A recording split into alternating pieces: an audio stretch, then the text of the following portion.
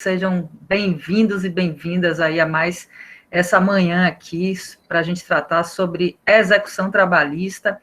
E hoje aí, na verdade, a gente vai trazer aí modelos de execução, né, de como é que é no TRT5, o Núcleo de Pesquisa Patrimonial, o E-Correição, que vai ser apresentado pelo colega, o juiz Firmo, que é juiz auxiliar da presidência aqui.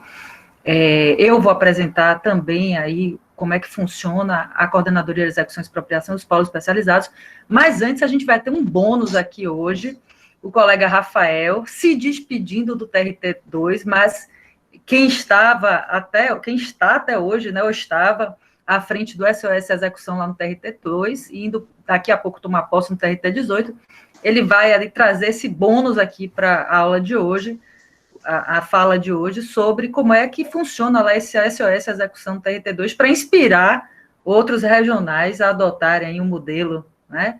Então, colega Rafael, querido juiz, que agora à tarde será já do TRT18, muito obrigada por ter aceito e estar com a palavra.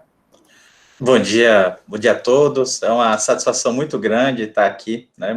Mas esse encontro, né, sexta-feira já vai virar um costume, né? Sextas-feiras aqui, esse encontro legal, um bate-papo muito bom, troca de conhecimentos e ideias sobre execução. Precisamos estar sempre em evidência, né? Execução, que é o nosso calcanhar de aqui, nosso gargalo, nosso problema, né, de congestionamento, está ali na fase de execução. É importante, então, a gente está sempre em pautando assuntos de execução para um aprimoramento dos nossos tribunais e aprimoramento da própria instituição, da nossa gloriosa Justiça do Trabalho, né? E, bom, agradeço a minha querida amiga Andréa pela oportunidade de apresentar a vocês aqui um programa que a gente deu início, que se chama SOS Execução. Vou compartilhar aqui a apresentação. Aqui apresentar.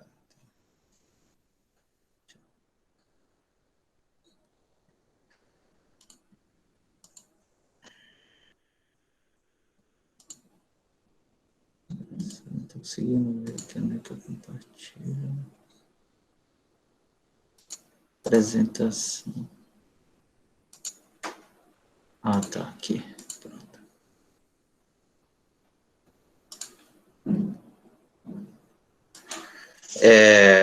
Tá, a apresentação, o programa SOS está visível, André, para você? Está tudo certinho? Pronto, então tá. Bom, pessoal, o programa SOS Execução foi desenvolvido, né, a partir, né, de uma ideia da Corregedoria Regional, né, da 2ª Região, através do provimento, materializado através do provimento CR 01 de 2021, e esse programa, ele tem como inspiração a cooperação judiciária, né, que está no CPC, e agora, mais recentemente, ela foi robustecida pela Resolução 350, né, de 2020, CNJ, né? E no evento de lançamento do SOS Execução, destaco aqui uma passagem aqui da abertura, né, do nosso presidente, desembargador Luiz Vidigal, em que ele fala que, no lançamento, que é um programa vital para identificar e solucionar um dos gargalos que impedem a entrega rápida da solução de litígios. Bom, nos considerandos do provimento, está lá o espírito do SOS, e o propósito do SOS é justamente criar uma estrutura, ter uma estrutura mais próxima das varas do trabalho no dia a dia de apoio à execução. Porque qual é o organograma, né, institucional de execução que a gente tem tradicionalmente nos tribunais, né? Assim, a estrutura básica, a gente tem os juízos auxiliares de execução que tratam os grandes devedores de mais de uma unidade judiciária, né? Então, vai haver a reunião de execução lá, né? Uma vez atendidos os pressupostos, né, cada tribunal vai ter ali sua regulamentação, vai ver os filtros, né, quantidade de processos, a questão da capacidade patrimonial, enfim, cada tribunal ele vai ter seu provimento que regulamenta a questão do regime de execução forçada, né, que está previsto lá na consolidação dos provimentos da Corregedoria Nacional. Essa estrutura, né, é incomum entre os tribunais. Além disso, que atrelado ao próprio juiz auxiliar de execução, o que a gente tem? Né? Um núcleo de pesquisa patrimonial, que ele não visa reunião de execução, ele vai dar aquele suporte para a investigação e pesquisa patrimonial, mas também tem um outro filtro, que é similar do juiz auxiliar de execução. Para grandes devedores, com X números de execuções, por exemplo, na segunda região, para poder solicitar um relatório de inteligência do NPP, precisa ter mais de 30 execuções aquele devedor, e tem lá os filtros. Essa é uma estrutura incomum entre os tribunais.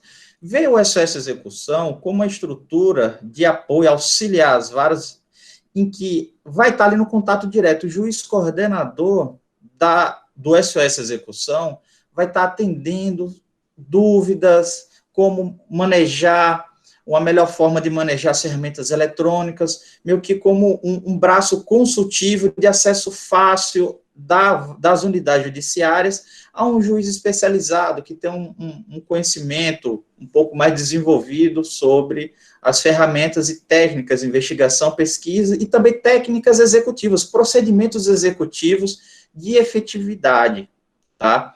Então, aqui pelos considerandos, esse é um braço, um propósito do programa SOS Execução, está ali sempre socorrendo as varas para dar uma melhorada na dinâmica, né, de gestão processual executiva, e o outro braço, que eu vou trabalhar um pouquinho mais com vocês aqui rapidamente, mais adiante, é a questão de fomentar a cultura de reunião de execuções nas varas, tá? É a gente estimular cada vez mais esse instituto do processo piloto da reunião de execuções, tá? Porque a gente vê a reunião de execuções de forma macro dentro dos juízes auxiliares, mas a gente não pode perder de vista que a reunião de execução, ela tem lá a sua gênese, lá na Lei da Execução Fiscal, no artigo 28, e que o propósito maior dela é que as varas façam isso, né? Não ficar aquela reiteração de atos em face do mesmo devedor da vara, podendo adensar todo aquele acervo do devedor, sobrestando e conduzindo aquele processo piloto da vara. Eu vou trabalhar melhor mais adiante na apresentação, como o SOS Execução ele melhor contribui para esse fomento nas varas do trabalho, tá? Bom, finalidade do SOS Execução: desenvolvimento de cooperação judiciária para aperfeiçoamento, racionalização e efetividade da atividade executiva. Ou seja, o SOS Execução é uma estrutura dentro da Corregedoria para apoiar as varas, ou seja, a gente vai ter um intercâmbio, é um braço da Corregedoria auxiliando, ajudando as varas no âmbito da fase executiva, né, do processo do trabalho. Então, é o juiz coordenador do SOS em cooperação com a vara ali. Essas cooperações são em 2 grandes eixos, como eu já antecipei aqui. Eixos de atuação. Eixo 1, está lá no provimento. Implementar a reunião e condução em regime de cooperação das execuções infrutíferas na sistemática de centralização de execuções, processo piloto, mediante solicitação das varas do trabalho interessadas. Esse é o grande diferencial. Com relação, você já deve estar perguntando, mas o que é que distingue, então, do juiz auxiliar de execução que tem uma estrutura similar?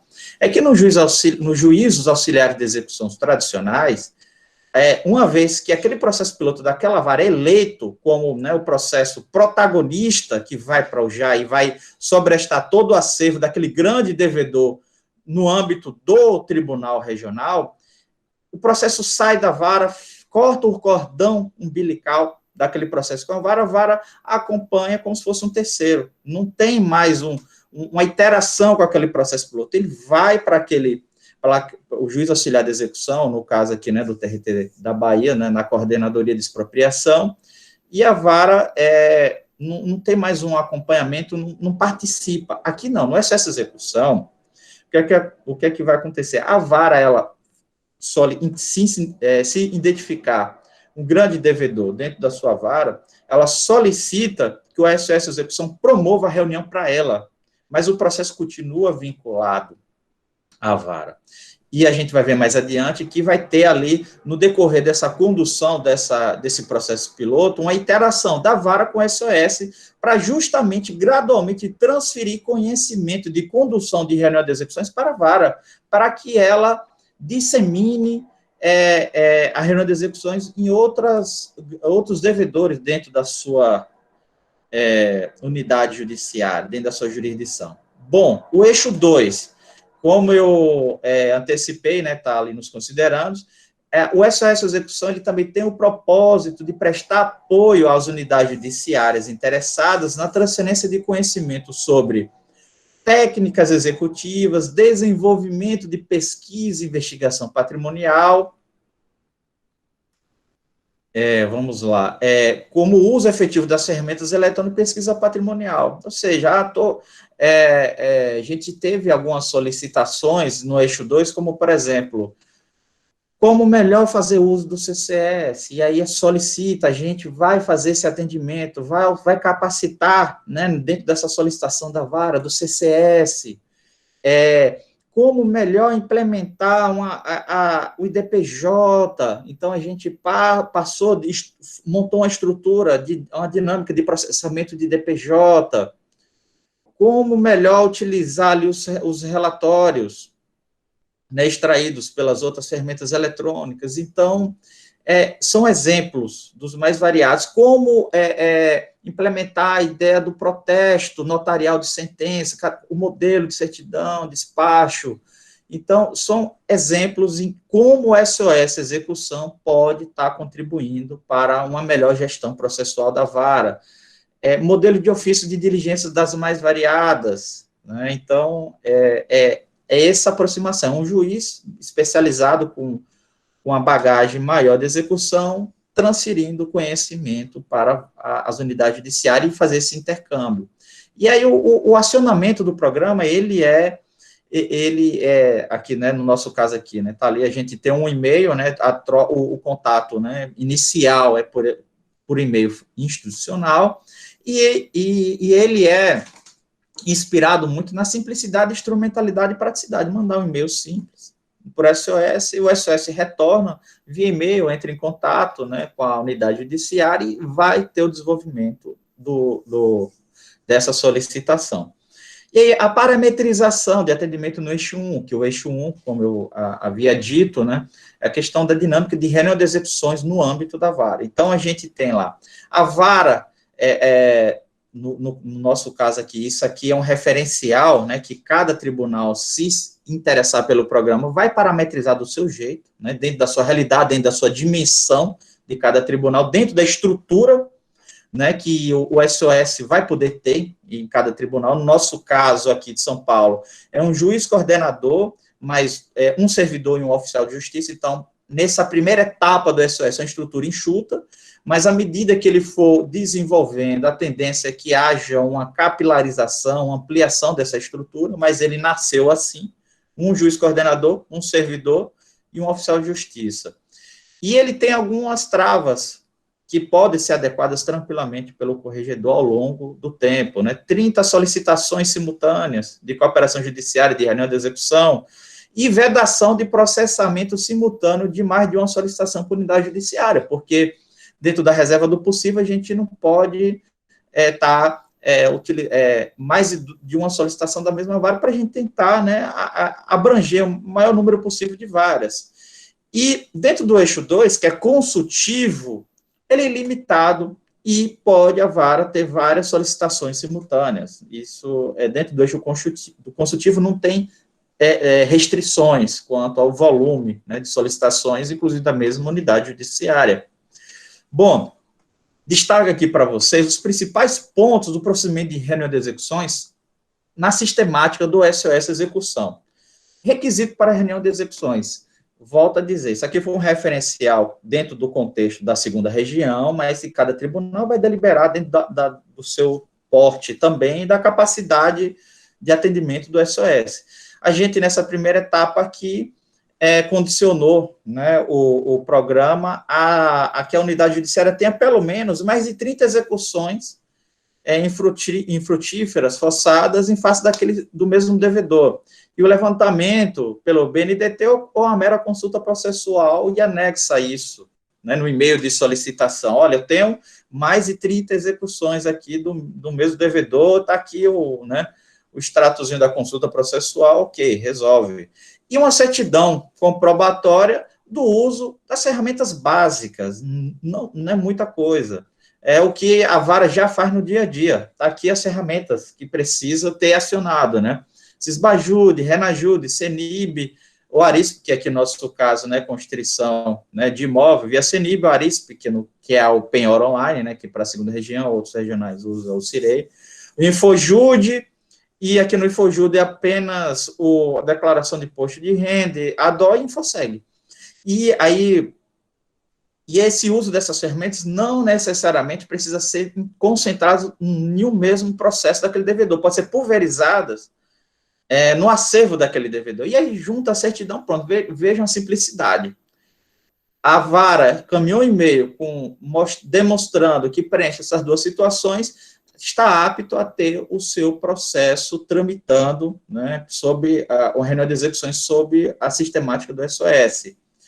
E o processamento da solicitação, quem vai definir o processo piloto é o juiz coordenador, e aqui é onde começa a entrar a cooperação judiciária.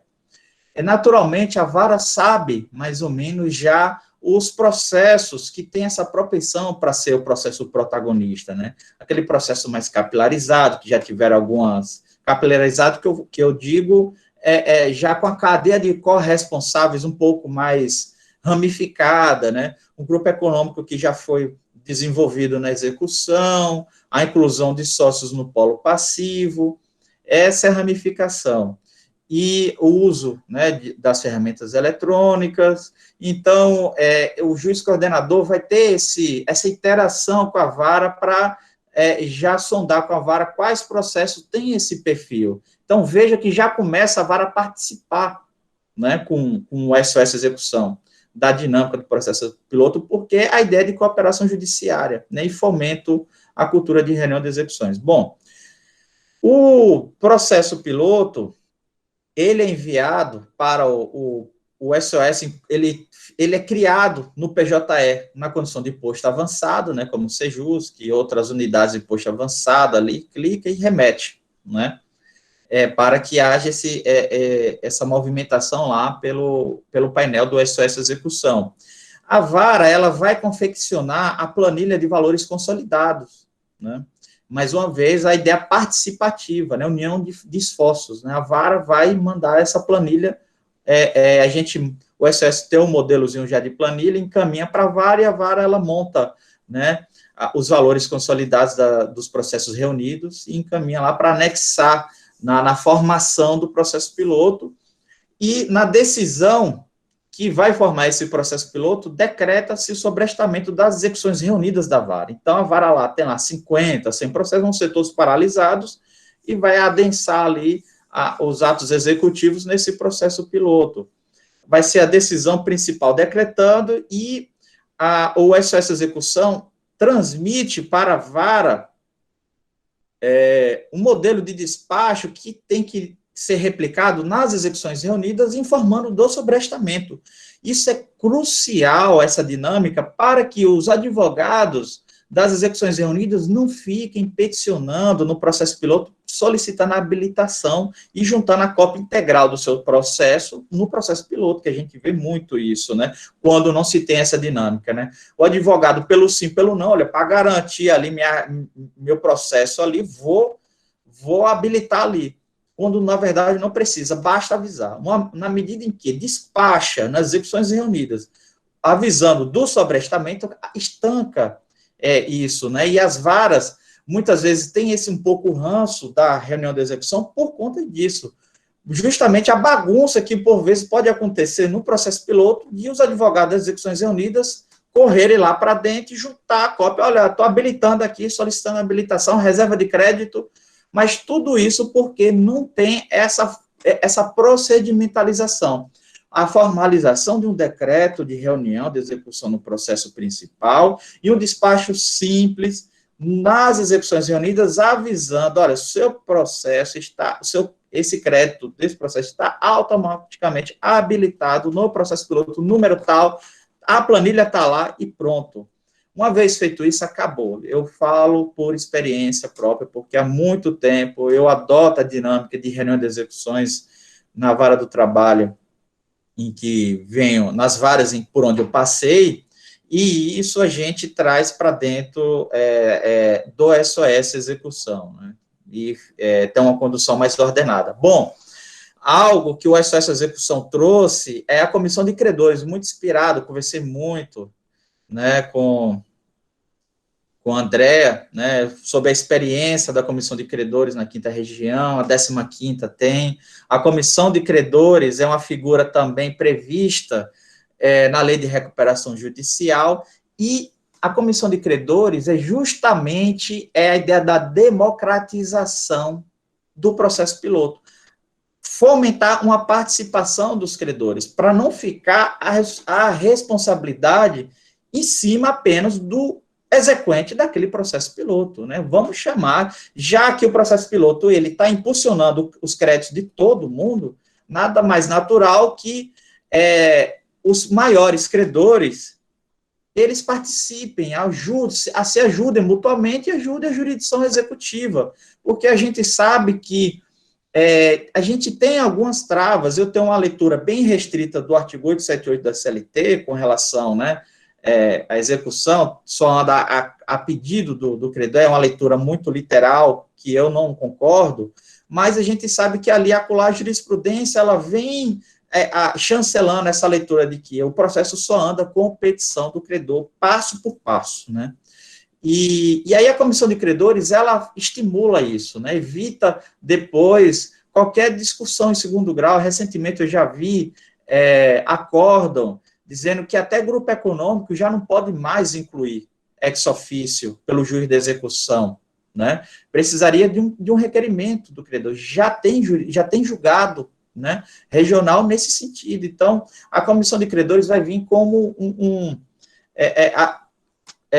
no sistema de cooperação entre o juiz da execução e os credores. Então, a comissão de credores, formada aqui dentro do SOS Execução, pelos 5 maiores credores e pelo titular da execução, totalizando 6 membros. E aí, a partir de então, a comissão de credores vai fazer uma petição única, com epígrafe, na petição de comissão de credores. Para formar a comissão de credores, como é algo novo, porque normalmente, se a gente fizer um levantamento, são poucos os provimentos, as normatizações dos próprios juízes auxiliares de execução que prevêem a comissão de credores. Salvo engano, André depois pode me confirmar, tem muito maior experiência com relação a isso, eu acho que é só a Bahia e Campinas vão ter a figura da comissão de credores. Então, a gente precisa fazer o quê? Puxar uma audiência com a comissão, com os credores eleitos dentro dessa parametrização, e aí cada tribunal vai criar a sua parametrização, 5, 6, enfim, dá para criar seu perfil de comissão de credores, mas é importante fazer uma audiência para tirar dúvidas e explicar das vantagens, porque é facultativo. A comissão de credores, pessoal, ela tem fundamento no princípio da cooperação, né, para começo de história, está lá no CPC, né, os sujeitos processuais vão cooperar entre si para, né, satisfação, né, da tutela, enfim, né, entrega do bem da vida, e também no Instituto do Litisconsórcio ativo facultativo, né. Então, a gente tem essa junção aí, e também, se a gente subir mais um degrau na Constituição, amplo acesso à jurisdição, direito de petição dos credores, né? Então, a gente, né, o rol aqui de base normativa à comissão de credores, a gente vai ter infinita aí, né? Bom, então, qual é a dinâmica, né? Então, decretada a reunião de execução, marcada a audiência, formada a comissão de credores, vem para os atos executórios. Então, o juiz coordenador vai ter a competência funcional para praticar todos os atos executórios, inclusive julgamento de ações incidentais. Aqui tem um diferencial, a cooperação judiciária entre o juiz coordenador e a vara originária do processo vai ficar para atos que não tenham carga decisória. O juiz coordenador vai chamar a vara para cooperar em alguns momentos ali, mas os atos executórios e a carga decisória vai ficar concentrada no juiz coordenador, ele vai ter competência funcional plena nesse aspecto aí. E aí onde é que entra aqui? A cooperação da vara solicitante é quando o juiz assim fixar para cumprimento de decisões executórias, confecção de mandados, alvarás, atualização da planilha de créditos, atos ordinatórios, basicamente a vara solicitante, a originária do processo, vai fazer.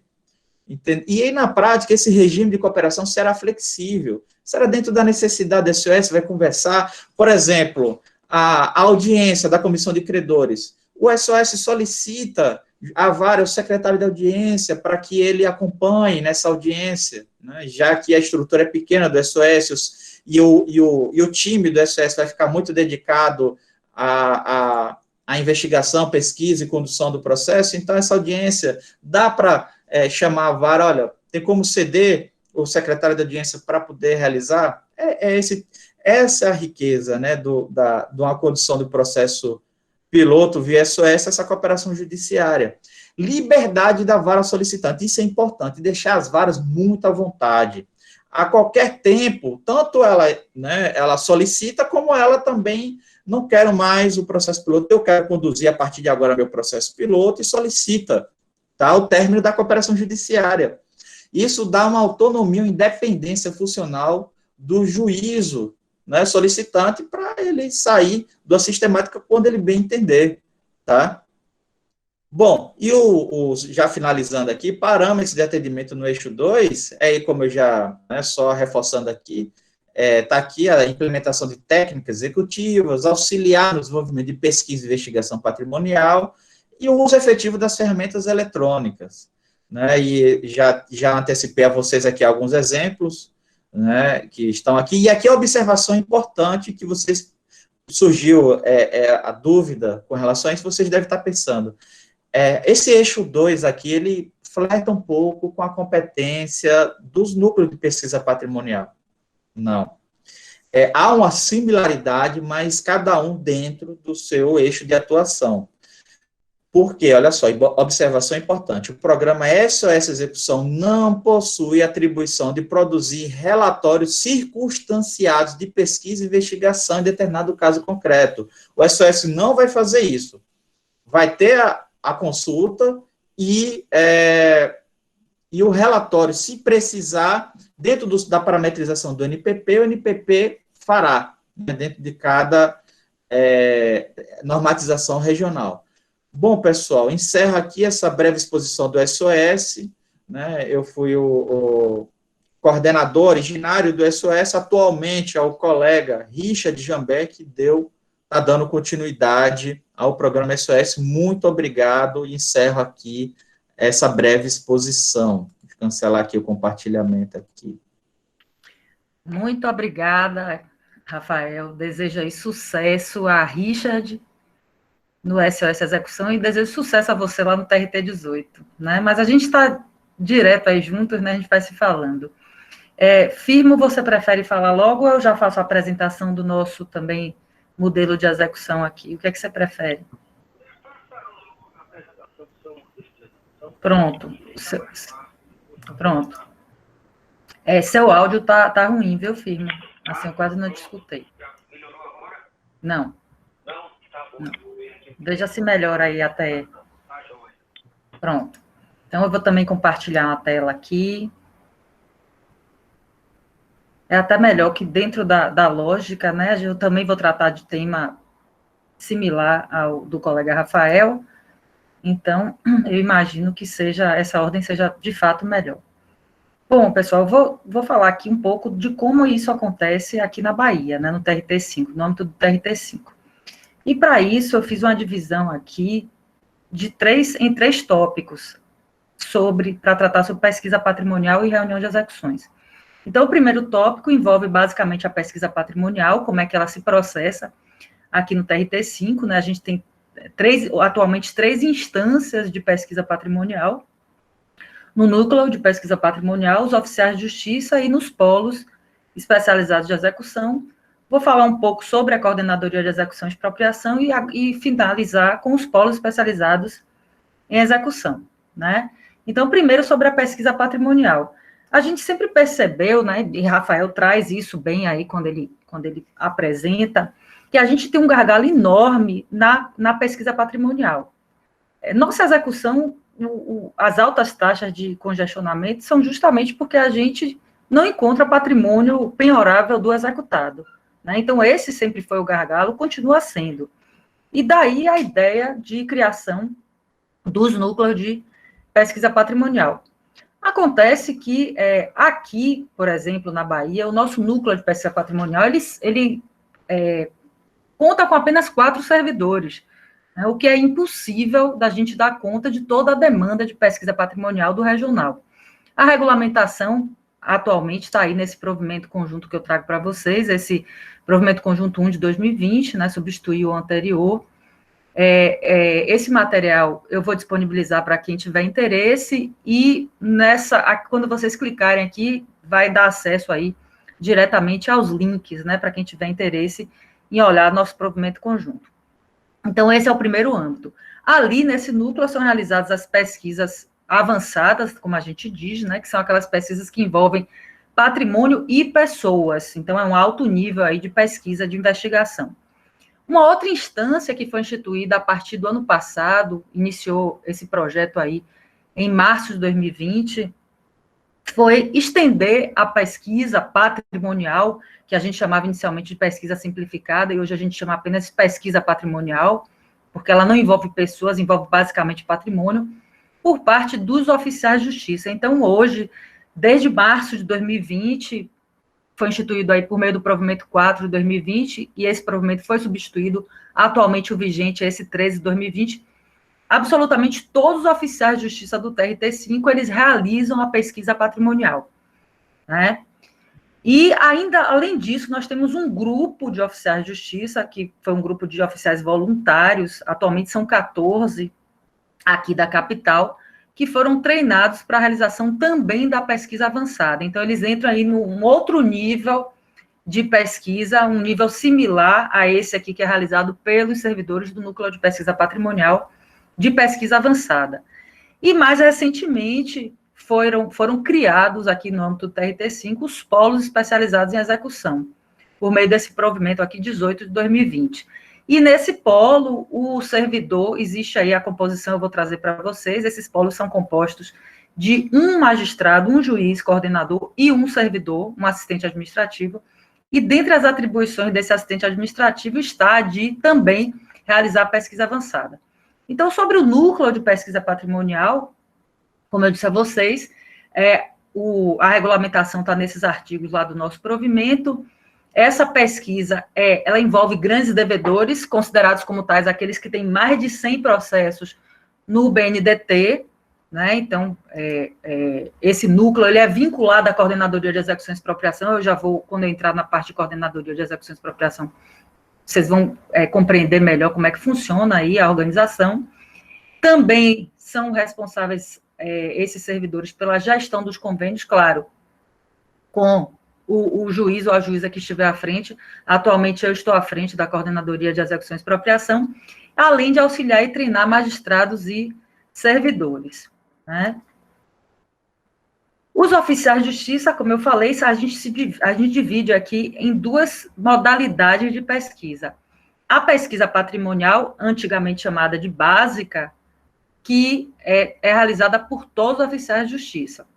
Então, os oficiais de justiça, eles recebem aí, nós modificamos os nossos modelos de mandado no PJE. Então, atualmente, nós temos um chamado de mandadão de penhora e pesquisa patrimonial. Esse mandadão, ele contém ali, ele já autoriza o oficial de justiça a praticar uma série de atos de antemão. Todos os oficiais de justiça são responsáveis pela realização dessa pesquisa, com a utilização das ferramentas básicas. Então, aqui não há quebra de sigilo bancário e fiscal. Eles foram e estão sendo continuamente, devidamente treinados. Nós dispomos de manuais na intranet, tutoriais, tanto na intranet quanto no Moodle da Escola Judicial, cursos de forma permanente, além de lives, de encontros. Nós temos uma série de oficinas. Atualmente, nós temos uma oficina por mês para tirar dúvidas desses oficiais de justiça. Nesse link, Conceição, você vai poder clicar e eu disponibilizei o modelo do mandadão. Então, eu vou disponibilizar esse material e aí você vai ter acesso aí ao conteúdo desse mandadão. Existe um roteiro a ser seguido definido pelo Núcleo de Pesquisa Patrimonial, que é vinculado à Coordenadora de Execução e Expropriação, e, além disso, a partir desse ato, desse provimento 04, que foi substituído pelo provimento 03 de 2020, esses oficiais de justiça, eles passam a seguir aí, o que a gente chama aí dessa parametrização. Vejam, o nosso tribunal, para a criação, para o estabelecimento da pesquisa por parte dos oficiais de justiça e, posteriormente, criação dos polos especializados em execução, se inspirou no modelo do TRT-15. Inclusive, nós teremos a oportunidade aqui de ouvir a juíza Lúcia Zimmermann para falar sobre o modelo do TRT-15. Então, foi nossa inspiração, foi o TRT-15, com adaptações à nossa realidade. Então, era uma ideia da presidente do tribunal, da Lila Andrade, desde que ela assumiu, em novembro de 2019, estabelecer aqui na Bahia também a divisão de execuções, porque nós percebemos o quê? Não funciona bem esse modelo centralizado. Hoje, a Coordenadora de Execução e Expropriação, ela está no limite, né? Ela chegou no seu limite. É impossível a gente centralizar toda a execução num lugar só. Né? Não é possível, isso não funciona bem. Então, a ideia sempre foi, desde o início, da gente conseguir fazer essa descentralização. E aí nos inspiramos, portanto, lá no modelo TRT-15, que eles têm lá uma divisão, eles têm 14 divisões de execução. Aqui nós fizemos 7 polos de execução, a gente vai ver mais adiante na exposição, considerando questões, né, o tamanho do nosso tribunal, a divisão, as distâncias geográficas, consideramos também questões econômicas para fazer essa aglutinação desses polos. Então, existe, hoje em dia, nós adotamos esse sistema de parametrização do trabalho dos oficiais de justiça por meio de ordens de serviço, nos mesmos moldes em que acontece no TRT-15, ou seja, os oficiais de justiça, eles ficam vinculados aos juízes dos polos, né? Então, aqueles oficiais daquele polo, eles estão vinculados jurisdicionalmente aos juízes daquele polo específico, e eles vão responder àquele juiz, e aquele juiz é o responsável, portanto, por elaborar essa parametrização do trabalho. A parametrização, ela é muito boa, é muito eficiente, porque ela evita retrabalho, ela dá segurança ao oficial de justiça e ela otimiza as rotinas de cumprimento dos mandados, né? Evitando diligências inúteis, evitando retrabalho, com a vantagem de que aquele grupo de oficiais de justiça, eles vão se reportar, a partir daquele momento da criação dos polos, a um único juiz. Né? Então, a gente tem, de fato, aí uma otimização do trabalho desses oficiais de justiça. Aqui eu abro um parênteses só para dizer que aqui, no âmbito da 5ª Região, nós terminamos os juízes coordenadores do polo, decidindo por adotar uma única parametrização para o tribunal inteiro, o que é melhor ainda, né? Que é o ideal, porque todos os oficiais de justiça sabem que eles vão ter que seguir aquela forma de trabalho. O que é parametrização? Parametrização são respostas prévias a dúvidas que podem surgir durante as diligências, né? Então, também eu disponibilizo para vocês aí a ordem de serviço, a que está atualmente vigente, nós modificamos ela recentemente. E um outro elemento aqui que é importantíssimo aí para o sucesso da pesquisa patrimonial é a existência de um banco de dados com as informações das diligências que vão sendo realizadas. Nós começamos aqui, nós já tínhamos implantado um sistema próprio, que é o SEI, né, o Sistema de Execução Integrada, mas quando houve o anúncio que o EXE-PJE, na verdade o EXE-15, né, que passou a se chamar EXE-PJE, seria incorporado ao PJE como sistema satélite, nós abortamos aqui o nosso Sistema de Execução Integrada e vamos substituir pelo EXE-PJE, que, segundo eu tive notícias, aí parece que virá, efetivamente, havia a promessa dele vir agora no mês de fevereiro, com a versão 2.6, mas não veio, mas eu tive a notícia que ele virá aí já na próxima versão, a 2.6.4, né? Vamos esperar para isso. Então, é muito importante a existência desse banco de dados, justamente para evitar repetição de diligências, retrabalho, trabalho inútil, né? e a pesquisa avançada, que também é realizada por um grupo treinado de oficiais de justiça, que eles pegam aí médios devedores, às vezes até grandes devedores mesmo, por solicitação das varas ou dos coordenadores dos polos. Então, a gente também tem um ato, o provimento conjunto também, sempre provimento conjunto, presidência e corregedoria, esses regulamentando isso aqui, né, que atualmente é o 13. Eu trago aqui os fluxos de execução da vara, que aqui não vai dar para enxergar, evidentemente, mas quando eu disponibilizar o material, vocês vão conseguir ver como é que funciona. E o fluxo de pesquisa nas varas. E aí, finalizando essa parte inicial de pesquisa, a gente entra aqui na parte dos assistentes dos polos. Os assistentes dos polos, por força do ato, eles vão ter aí dupla atribuição. Uma delas é de, justamente, participar desse processo aí de pesquisa patrimonial dos grandes devedores dentro da jurisdição do polo. Então, como eu disse, o polo é composto de um juiz e um assistente administrativo. As atribuições do assistente administrativo são duas, na verdade, né? Tanto do juiz do polo quanto do assistente administrativo são basicamente duas atribuições. Uma de coordenar os oficiais de justiça para a otimização do trabalho, então o juiz vai parametrizar o trabalho daqueles oficiais de justiça, para que as pesquisas e as diligências ocorram de uma forma padronizada. E a outra atribuição é, no caso do assistente administrativo, é de realizar essas pesquisas dos grandes devedores no âmbito do polo e assim poder auxiliar os juízes. Entrando aí na parte da coordenadoria de execução e expropriação, nós temos aqui, né, essa coordenadoria, ela inicia há muitos anos atrás, ela funciona como JAI, né, é um órgão centralizador de execuções aqui no TRT5, mas ela é constituída aí, se vocês podem observar, de 6 núcleos, então é um gigante. Para vocês terem ideia, todos os leilões do tribunal inteiro, eles acontecem aqui, de forma centralizada, na coordenadoria de execução e expropriação. Tem um núcleo de distribuição de mandados, ou seja, todos os oficiais de justiça da capital, são 80 atualmente, eles também ficam vinculados à coordenadoria, à CE. O NPP, né, o Núcleo de Apoio à Execução e Pesquisa Patrimonial, que são aqueles 4 servidores, eles também ficam vinculados à CE. O Núcleo de Reunião de Execuções, né, que também é aqui que a gente vai instaurar os REFs e os PEPTs, na forma lá da consolidação de provimentos da Corregedoria Geral, né, aqueles 2 procedimentos de reunião de execuções, como o ministro falou em painel anterior, né, o ministro corregedor ele falou, então nós temos lá de forma a regulamentação nacional na consolidação de provimentos da Corregedoria Geral, o procedimento de reunião de execuções se desdobra em 2, né, os PEPTs e os REFs. Fica a cargo da coordenadoria fazer isso em relação aos grandes devedores. Além disso, o núcleo de cooperação judiciária. Então, é um gigante que centraliza muita coisa, né? Na parte do núcleo de reunião de execuções, como eu disse, né, os PEPs, atualmente a gente não tem nenhum, mas REFs nós temos aí 21 ativos. E vejam que tudo isso a gente disponibiliza na página do tribunal. Então, eu abro aqui a página do tribunal, tá? Regime Especial de Execução Forçada.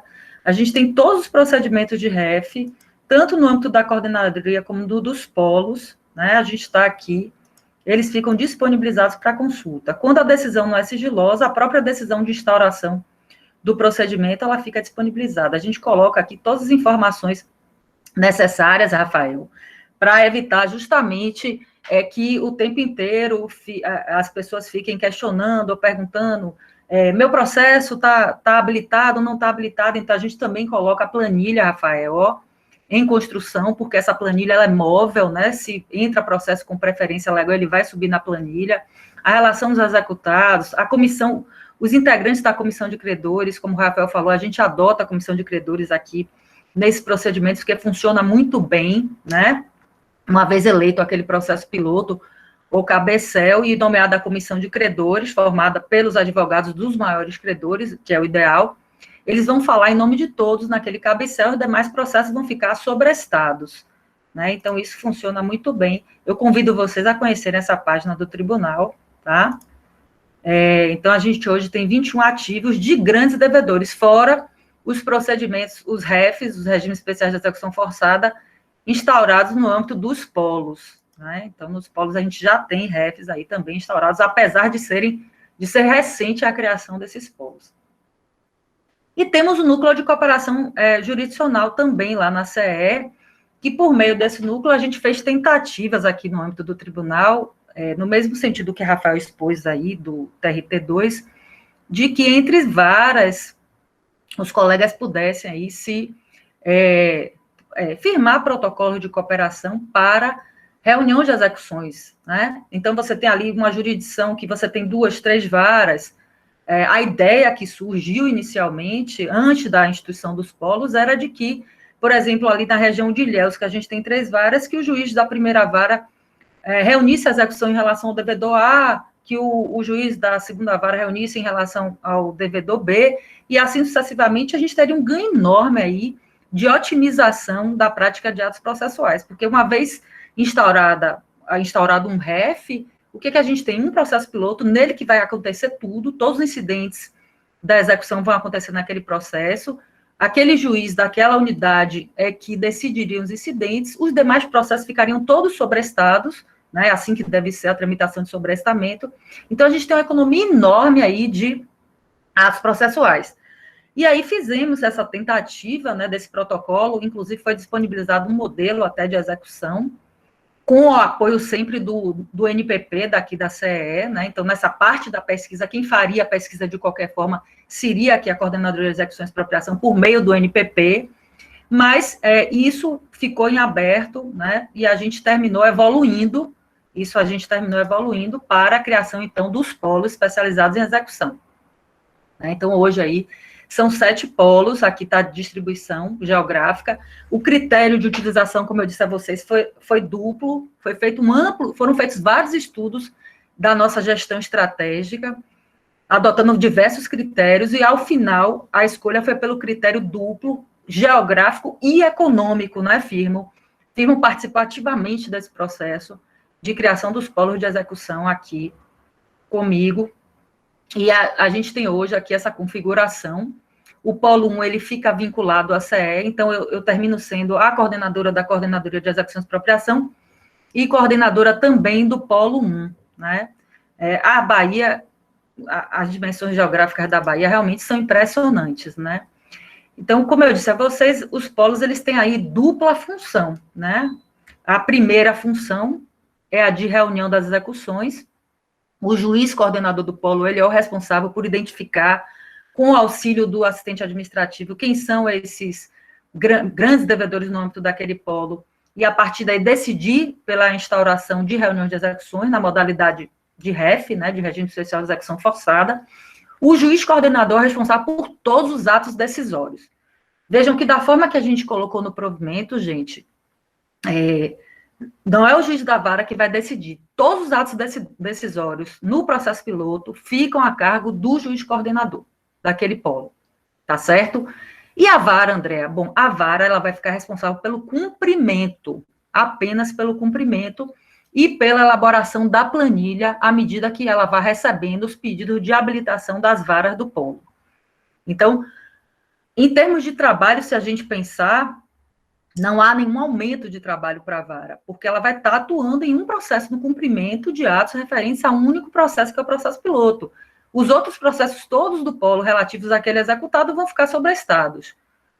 O que eu posso dizer que é um pouco de trabalho a mais é nessa confecção dessa planilha, que não se trata aí propriamente nem de cálculo trabalhista, é uma planilha de consolidação de informações que a vara vai recebendo e ela vai ter que colocar ali, né, aquela ordem dos credores, qual o valor do crédito, que é um credor, e construindo aquela planilha à medida que ela vai recebendo as habilitações das demais varas, né? Então, funciona muito parecido aí com o SOS execução que Rafael tratou. Juiz coordenador do polo, responsável por todos os atos decisórios, absolutamente todos, e a vara responsável pelo cumprimento das decisões do juiz. O juiz, inclusive, coordenador, pelo nosso provimento, ele pode deslocar para dar o equilíbrio aí nessa distribuição de trabalho, ele pode definir que a vara que vai ficar responsável pelo cumprimento daquele REF é a vara tal, porque a outra vara já recebeu um REF. Então, dentro dessa possibilidade, ele pode distribuir para tornar o trabalho isonômico, equitativo. E o outro trabalho do polo, como eu falei, é a coordenação do trabalho dos oficiais de justiça do polo, né? Então, como os oficiais fazem a pesquisa patrimonial, além, né, do cumprimento dentro do cumprimento do mandado, né, o mandado que ele recebe é de penhora e pesquisa patrimonial.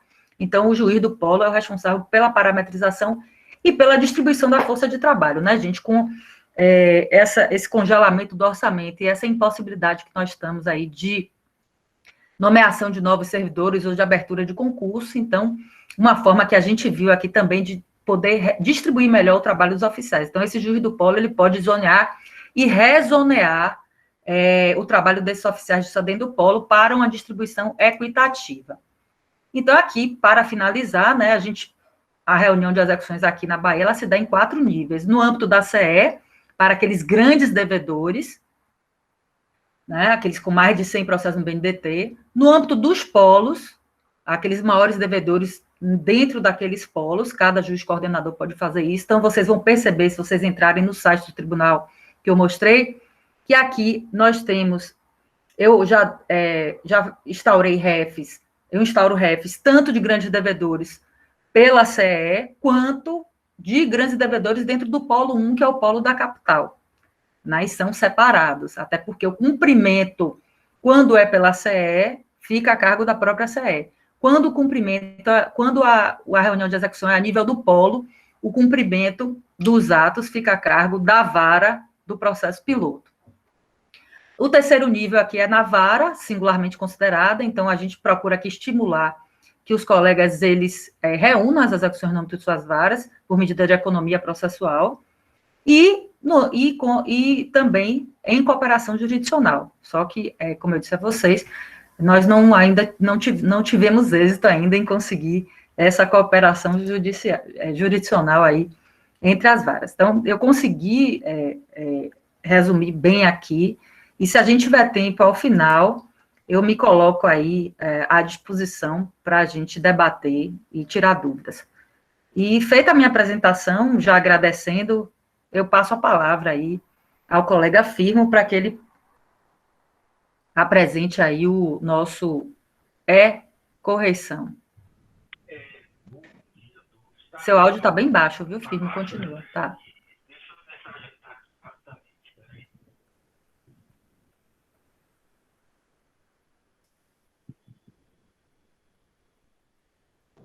Melhorou agora, Dê? Agora está ótimo. Está ótimo, né? Pronto. Bom, então, bom dia a todos. Também gostaria de agradecer, vou compartilhar aqui uma tela.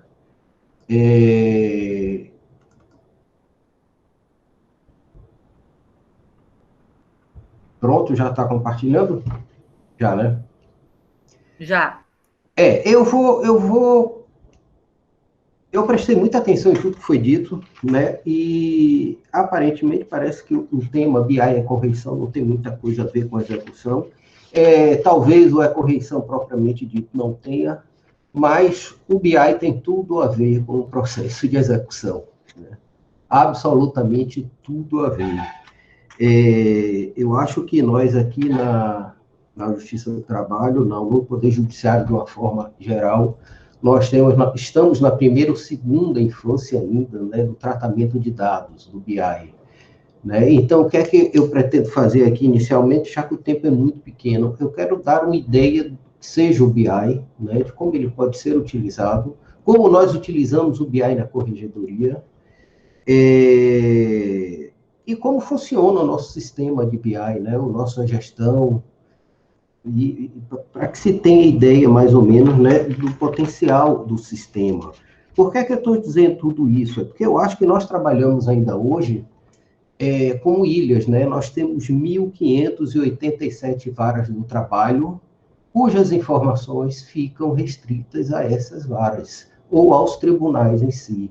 Né? Mesmo agora no ESEPJE, que vai ser lançado, eu conversei com a colega Lúcia Zizerman, nós não temos um banco de dados nacional, nós trabalhamos como ilha.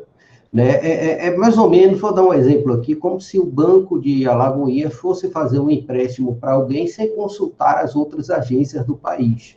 Né? Uma coisa dessa não existe, é inconcebível. Né? Claro que ele vai saber se aquela pessoa né, é um bom pagador ou não é, ele vai entrar no banco de dados de todo o país para obter essas informações. Nós trabalhamos com dados, né, a execução nossa trabalha com dados feitos e confeccionados, né, por outras instituições, né, como o Bacen, como os Detrans, mas nós poderíamos ter um banco de dados, de fato, consolidado de todas as varas do trabalho do país, porque nós temos essa informação, né, nós temos essa informação.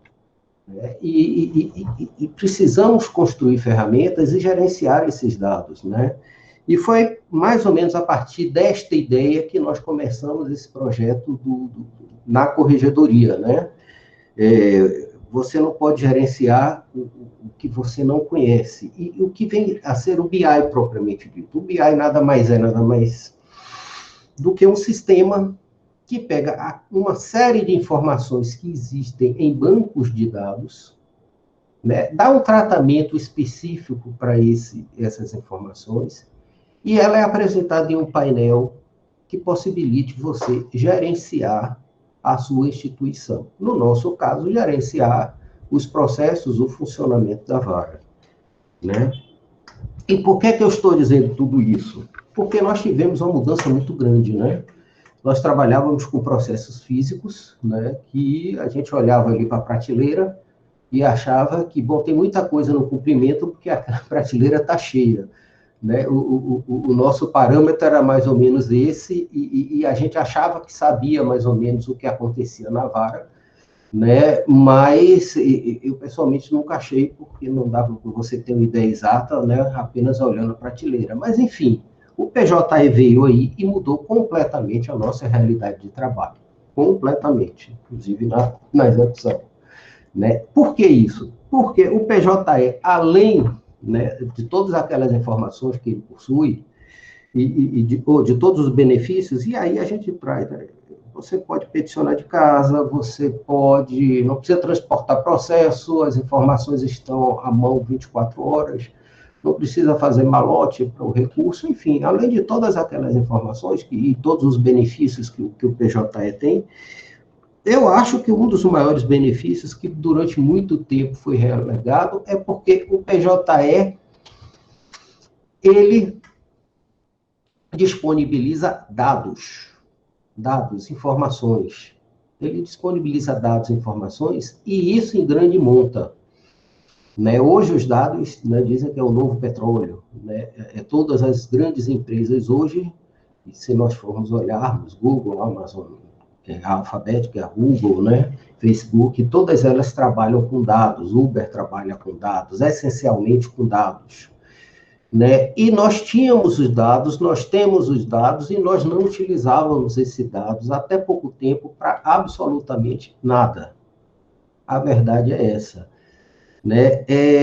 A Justiça do Trabalho, inclusive, ela é até vanguardista e pioneira. Né? Nós criamos o e-Gestão, já deve ter mais de 10 anos. Né? Nós criamos o e-Gestão, que é o nosso banco oficial de dados, de consolidação de dados, acho que em 2008. Né? Mas, nacionalmente, o CNJ só vem institucionalizar o DataJude agora, no ano passado, 2020.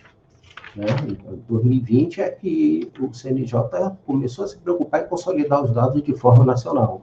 Né? Nós, de qualquer forma, sempre enviamos os dados, né? Mas esses dados não eram propriamente utilizados em benefício da atividade fim. Né? E nós precisávamos fazer isso até para acompanhar o desenvolvimento do próprio PJE.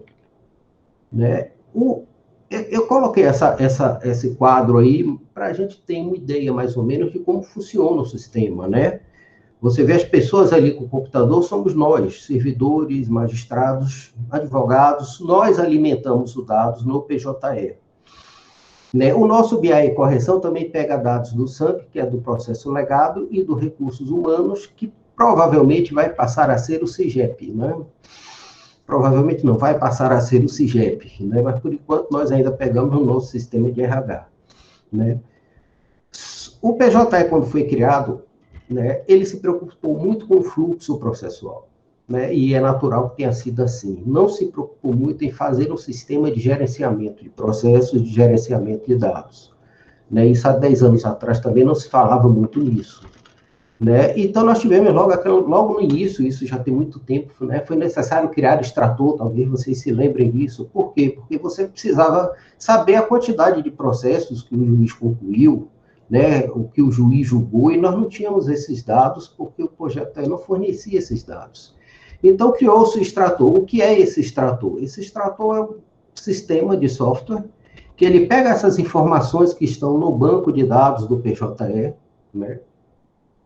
Dá um tratamento a essa informação, identifica essa informação, e essa informação depois ela é transferida para o sistema de e-gestão, né, que é o nosso grande banco de dados nacional, que é o banco de dados oficial da Justiça do Trabalho, onde nossas informações ficam consolidadas, certo?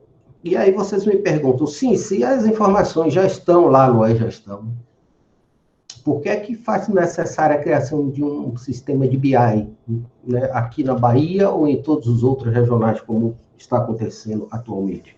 É porque o e-gestão, ele consolida o dado, né, normalmente através de tabelas, mas esses dados são feitos não de acordo com a receita que nós precisamos para utilizar em determinada área de negócio. Ele não é apresentado de uma forma fácil para que eu possa utilizar de forma gerencial.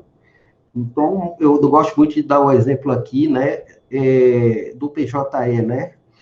Nós normalmente temos diversas informações no PJE que elas servem até como informações individuais, né? Mas se você quiser fazer um comparativo com outras unidades, você não tem. Então, mais ou menos, você tem lá, né, na tela de tarefas, como é que está a minha situação em relação a uma determinada tarefa. Eu consigo visualizar isso dentro da minha vara, da minha unidade. Mas será que aquelas tarefas estão sendo cumpridas na média das outras varas do trabalho? Né? Você não consegue pegar uma informação dessa sem você ter um tratamento específico para isso, e isso é uma informação que, em termos gerenciais, pode ser importante. Né? Então, partimos aqui para utilização dessas informações, desses dados, pela corregedoria, na criação, né, do sistema e-correição. O que é que nós tínhamos até então? E é isso que eu gosto muito de enfatizar, e que eu acho que é muito importante para todas as áreas do tribunal, não apenas para a corregedoria. Nós trabalhávamos e nós fazíamos correição em processos do PJE, e hoje o processo do PJE na Bahia representa 97%, e outros regionais, né, já está praticamente com 100% no sistema do PJE, já houve a migração, inclusive, dos físicos. Aqui a gente ainda tem um pequeno resíduo, mas se trabalhava na corregedoria com processos do PJE como se fossem processos físicos, né? Era surpreendente que você pegava a equipe do núcleo de correição, eram 4 veículos, às vezes 3 veículos, de 10 a 13 pessoas, que saía de Salvador para Barreiras, para sentar na frente do computador e olhar exatamente o mesmo processo do PJE que ele poderia olhar aqui de Salvador. Né? Quer dizer, saiu uma equipe de 15 pessoas se deslocando, um custo enorme para fazer exatamente aquilo que fazia aqui.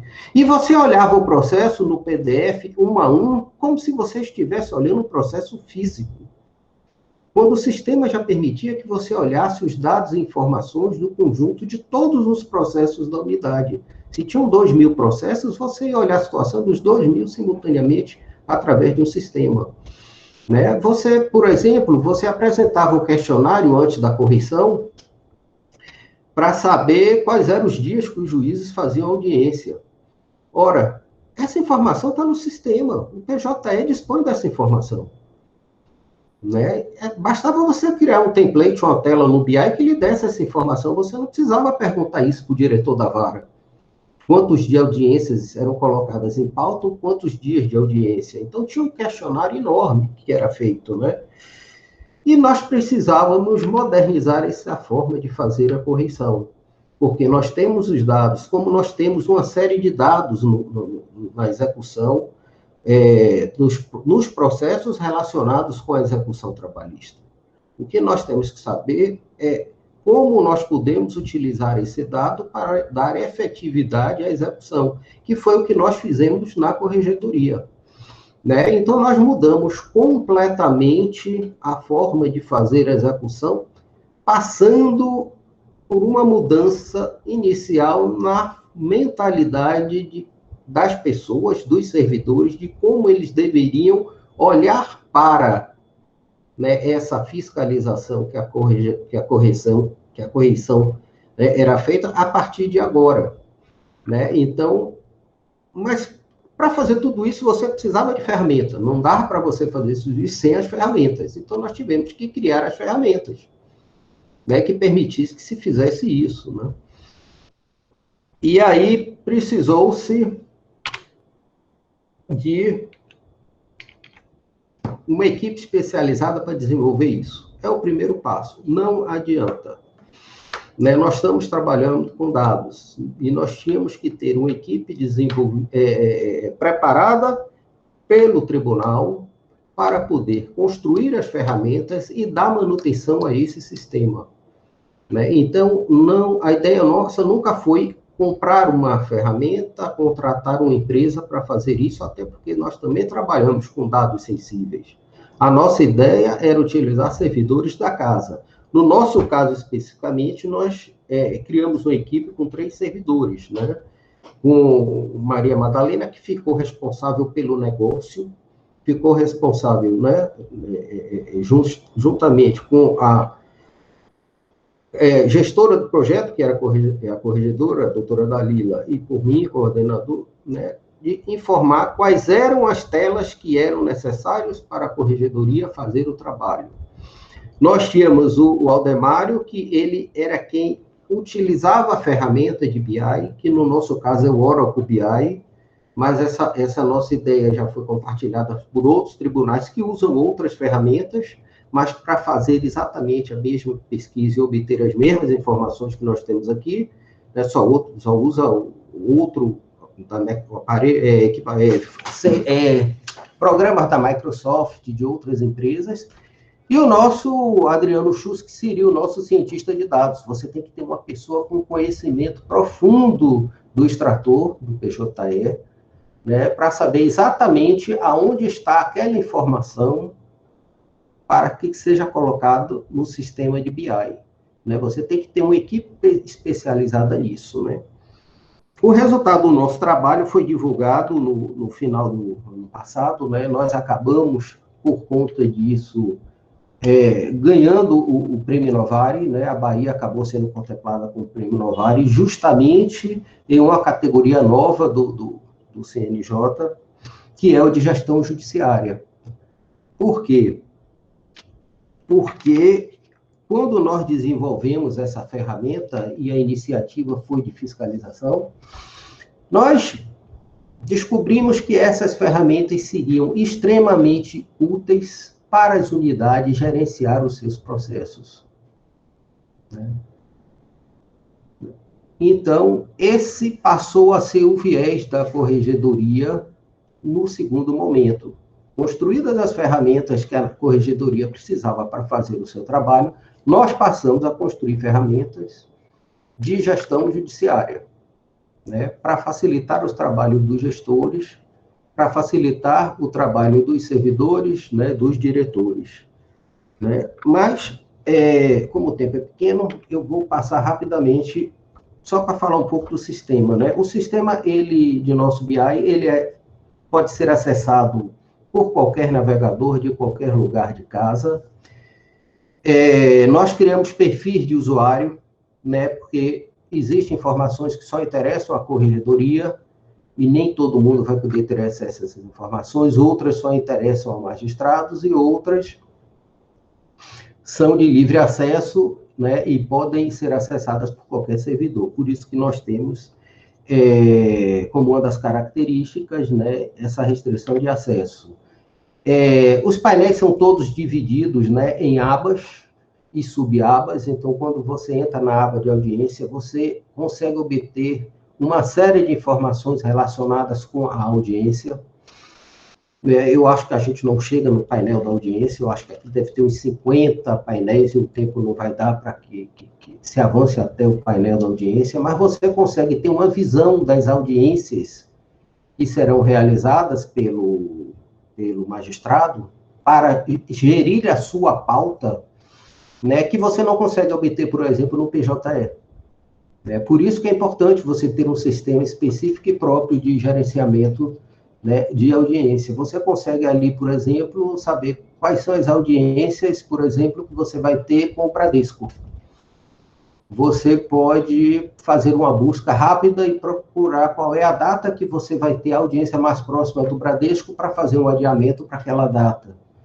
Você sabe o número de processos que você vai ter, né, de audiências unas, o número de audiências que você tem de instrução. Enfim, você consegue obter essa série de informações em uma única tela. Ele permite que você faça diversos filtros. Se você quiser saber quais são os processos de PJE que você tem, você consegue. Se você quiser saber, por exemplo, qual é o processo em determinado município, você tem essa informação, né, em determinada vara do trabalho, por determinada parte, pelo nome do autor, pelo nome do réu. Né? E essas atualizações, diferentemente do E-Gestão Nacional, que atualiza com mais de 30 dias, essa atualização é feita com informações do dia anterior e cada tela diz exatamente qual foi a data da atualização. Além disso, né, ele permite que você tenha um link diretamente para o PJE, né?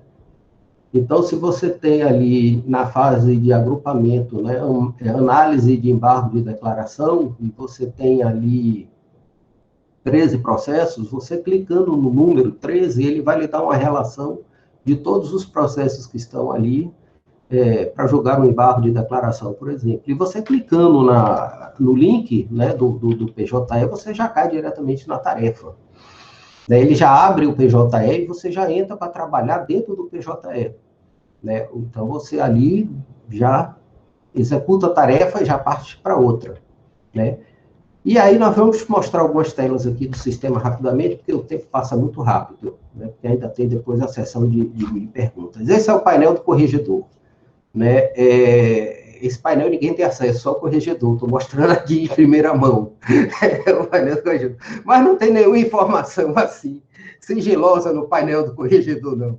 O painel do corregedor é o painel que, na época, né, a corregedora doutora Dalila, ela tem uma televisão ali de 50 polegadas na corregedoria. Quem já foi lá já viu a televisão. Quando ela liga a televisão, ela bate logo nesse painel. Esse painel ele dá uma informação específica geral do andamento do tribunal. Ele não dá uma informação específica de determinado magistrado ou de determinada vara. É uma informação geral do andamento do TRT5 como um todo. Eu vou depois mostrar rapidamente aqui algumas características dele. Então, claro que você clicando naquela informação característica, você consegue descer para o nível da vara e depois você consegue descer ao nível do magistrado.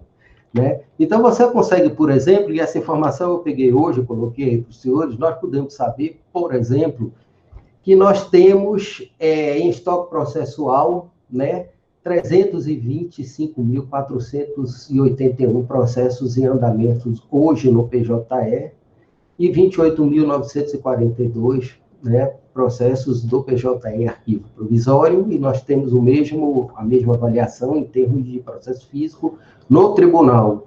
Nós temos hoje 97,72% dos nossos processos no PJE e só 2,28% em meio físico. E daquele total que nós vimos de 325, nós temos 162.154 processos hoje na fase de conhecimento e 166.102 processos na fase de execução. Você consegue ter essas informações a nível detalhado da própria vara ou do próprio município, né? Você consegue fazer isso através de filtros, né? Isso aqui ainda é o painel do corregedor. Ele reuniu aqui os agrupamentos do PJE. Então, nós temos aqui, por exemplo, em toda a Bahia, hoje, 3.888 processos agrupados no analisar e assinar. Né? O que eu estou mostrando com isso é que nós conseguimos fazer a fiscalização hoje olhando macro, e não cada processo individualmente, e sem ter aquele trabalho de contar cada um, como nós fazíamos antigamente nas correções, que saía contando um a um para saber quantos processos concluídos. Aliás, quem está na justiça há muito tempo lembra, né, daqueles formulários, né, da corregedoria que nós tínhamos, o relatório da corregedoria, que nós tínhamos que preencher todo final de mês para enviar para a corregedoria, colocando ali quantos julgados, quantos conclusos, né? Hoje você aperta um botão e já tem isso. Então, claro que torna-se desnecessário a corregedoria exigir isso, se ela mesmo entra no sistema e consegue acessar todas essas informações. Né? E aí nós temos os processos de primeiro grau, né? Quantos embargos de declaração nós temos julgados, né? Quantas exceções de competência, extintos com resolução de mérito, extintos sem resolução de mérito, julgados procedentes, julgados improcedentes, né? Processos por tipo de decisão, e, finalmente, isso, o IGEST, né? O IGEST nasceu do TRT-15, né? Uma ideia do TRT-15 que foi abraçada pelo CSJT, né? Ele mede uma série de indicadores das unidades: acervo, celeridade, produtividade, congestionamento e força de trabalho. Né? Eu acho uma das ferramentas mais potentes e importantes que nós temos aqui. O que é que nós fizemos? Nós colocamos o IGEST do TRT-15, criado pelo TRT-15 e adotado pelo CSJT, nós colocamos ele dentro do nosso BI. Né? Colocamos o BI lá dentro. E agora nós conseguimos obter essas informações que, para o gerenciamento da unidade, é importantíssimo. Né? Ele cria depois um ranking. É porque eu estou falando já do IGEST, porque eu não vou conseguir chegar no IGEST que está no final da apresentação. Né? Ele cria um ranking, né, das varas, né, de produtividade, e ele, de fato, é muito efetivo. Né? Eu posso lhes dizer isso porque esse mês, por exemplo, eu me lembro que o diretor lá da minha unidade, eu sou titular da vara de Piauí, ele saiu de férias, eu fui olhar no IGEST, a vara estava em 71º lugar, salvo engano. Né? E eu aí falei com ele, eu digo, Léo, por que essa vara está assim no IGEST, nesse posicionamento? Né? Ele estava de férias, as pessoas não estavam gerenciando a vara através da ferramenta, e o IGEST é muito dinâmico, e a vara começou a ficar para trás. Né? Em resumo, né, ele voltou, em 15 dias, ele voltou a trabalhar no IGEST, a vara já era a 13ª no ranking. Isso com 15 dias de trabalho. Aí vocês me perguntam, dá para fazer a vara ficar em 13º lugar sem usar a ferramenta? Eu acho que dá, claro que dá. Eu acho que até tem diretores que fazem isso. Mas se você me perguntar se dá para ir para a Feira de Santana a pé, eu vou dizer dá. Agora, se você for de carro, é muito mais fácil e mais rápido. Então, é mais ou menos a mesma coisa. Né? Dá para fazer, dá. Agora, vai dar mais trabalho. Né? Se você tem uma ferramenta com esse potencial que vai facilitar o seu trabalho, porque o IGEST ele chega ao detalhe de dizer o que está congestionando sua vara são esses processos. Ele dá um link para você clicar e abrir o PJ nesse processo, despachar o processo e diminuir o congestionamento. Né? Ele chega ao ponto de lhe dar na bandeja. É isso aqui que está atrapalhando sua vida. Resolva logo. Né? Então, essa ferramenta eu acho importantíssima. E aí, no painel do corregedor, ainda tem né, as audiências designadas. Por aí vocês podem ver que a maioria das audiências são designadas para o dia de terça-feira. Né? O pessoal não gosta muito da sexta, só tiveram 48 audiências realizadas na sexta. Né? O número de audiências designadas, o número de audiências realizadas, né? O que já foi realizado de instrução, de julgamento. Né? Ele dá, que aí é uma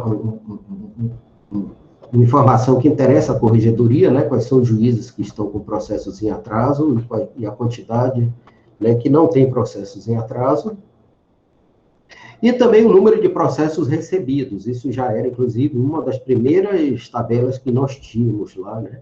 Aqui a gente pode ver como como o número de ações reduziu, né? Nós tivemos uma redução significativa, né? Nós passamos de 133 mil processos em 2017 para 59 mil em 2020. Né? E caímos praticamente para mais da metade do número de ações ajuizadas, né, se considerarmos o número de 2017. Né? E até agora, até ontem, nós já tínhamos aqui na Bahia 24.191 ações ajuizadas. Né? E aí nós temos aqui os outros painéis. E aí nós temos painéis que interessam aos magistrados, painéis que interessam aos servidores, né, aos gestores das unidades, aos diretores, painéis que interessam especificamente à corregedoria. Esse é um painel que mostra de forma específica, né, aquele agrupamento, né, por tarefa que tem no PJE. Quando eu digo por que a informação de BI é importante, porque o PJE não lhe dá, por exemplo, essa média aí, que eu botei bem grande aí no quadro, média do TRT5, que é a média da vara do trabalho. Então, você consegue, através desse painel, saber se, de todas essas tarefas que estão relacionadas ali, a sua unidade, né, está trabalhando dentro ou fora da média do tribunal. Né? Você não consegue obter isso simplesmente olhando o PJE. Basicamente, como ferramenta de gerenciamento que nós temos, né, o BI. Nós podemos aqui ver os processos conclusos e pendentes de magistrados. Né? Eu eliminei até o nome dos magistrados, principalmente porque eu estou usando uma informação antiga aqui. Né? Essa informação, se vocês olharem, olha, data de atualização ainda de 2019, né? Mas podemos ver que nós diminuímos muito. Naquela época estávamos em 19.499 processos conclusos, e hoje já estamos em cerca de 4.000. Né? Aqui é um exemplo da vara do trabalho de Barreiras. Salvo engano, nesse período ainda, o doutor André ainda estava lá como juíza titular. Né? Você tem aí 89,74 processos no prazo e 10,26 processos no prazo vencidos, que não eram de doutora Andréia. E aí você está rindo, por que não era de doutora Andréia? Porque nós temos uma tabela que nós controlamos o prazo médio, né? O tempo que leva da conclusão e ao julgamento. Né? E na tabela, a doutora Andréia sempre figurou em primeiro ou em segundo lugar. Então, com certeza, esses prazos vencidos não eram de doutora Andréia. Né? Por isso que eu disse que não eram. E você consegue ver aqui, né, a relação dos magistrados que trabalharam na vara e que tinham os prazos vencidos e que tinham os processos e quais eram os processos que estavam com os magistrados. Né? Aí você tem processos pendentes por juízes sem atraso, você tem aquela tabela que eu falei sobre os processos pendentes de conclusão e quantos dias de conclusão tem cada processo desse, processo em análises, né, nos últimos 48 meses. Você consegue aqui, por exemplo, saber, e muitos colegas trabalham com essa informação, são processos que já ficaram conclusos para o juiz nos últimos 48 meses. Você pode filtrar nos últimos 12 meses, se quiser. Eu vou conseguir saber quantos processos ficaram conclusos para mim nos últimos 12 meses. Né? Alguns colegas pegam essa informação porque querem saber, por exemplo, que trabalham dois numa vara, ele quer saber se está concluindo mais para ele do que para o outro. Então, você consegue obter essa informação por aqui. Né? E a mesma coisa com processos julgados. Você consegue saber, né, qual foi o magistrado que mais julgou o processo nos últimos 48 meses. O magistrado, no caso, a magistrada que mais julgou o processo naquele período, julgou 6.673 processos em 12 meses, foi a doutora Ingrid. Ela não está aqui, mas eu já estou dedurando aí, dizendo quem foi. Né? E aí você tem julgado por juízes detalhados, você consegue saber, né, cada juiz, o que foi que ele sonou na fase de conhecimento, o que ele extinguiu com resolução de mérito, sem resolução de mérito, quantos processos de execução ele julgou, quantos embargos de declaração ele julgou. Você consegue chegar ao nível de detalhamento de saber qual foi o dia que o juiz julgou o processo.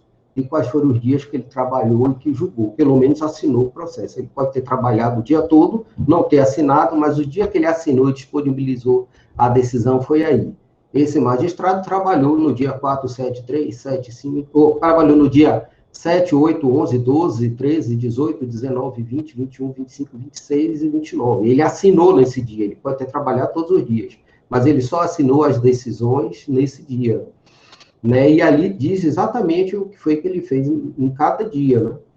E a quantidade do que foi feito, e se você clicar nos números, ainda vai mostrar os processos em que ele trabalhou, cada um deles,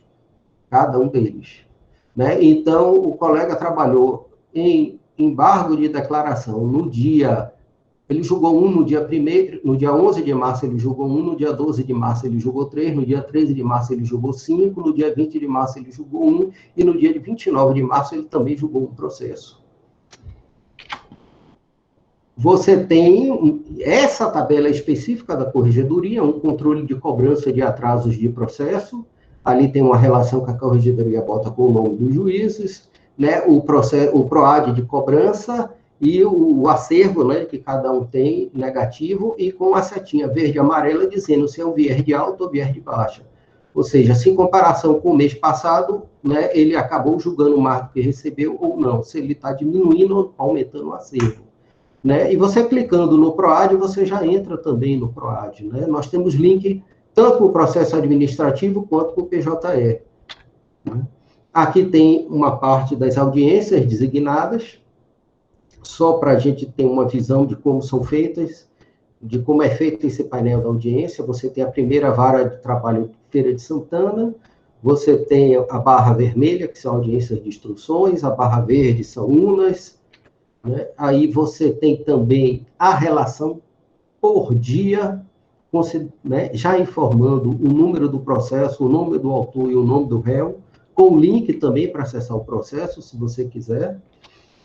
Você tem aí uma visualização diferente, né, considerando apenas números, e você tem, por exemplo, essa tabela em que você pega uma vara específica apenas, e você consegue saber nessa vara quais são os dias de audiências que foram designados por ela. Então, essa unidade mesmo, no mês de abril, não marcou audiência mês nenhum, dia nenhum, a não ser no dia 22, 23, 24, 25 e 26.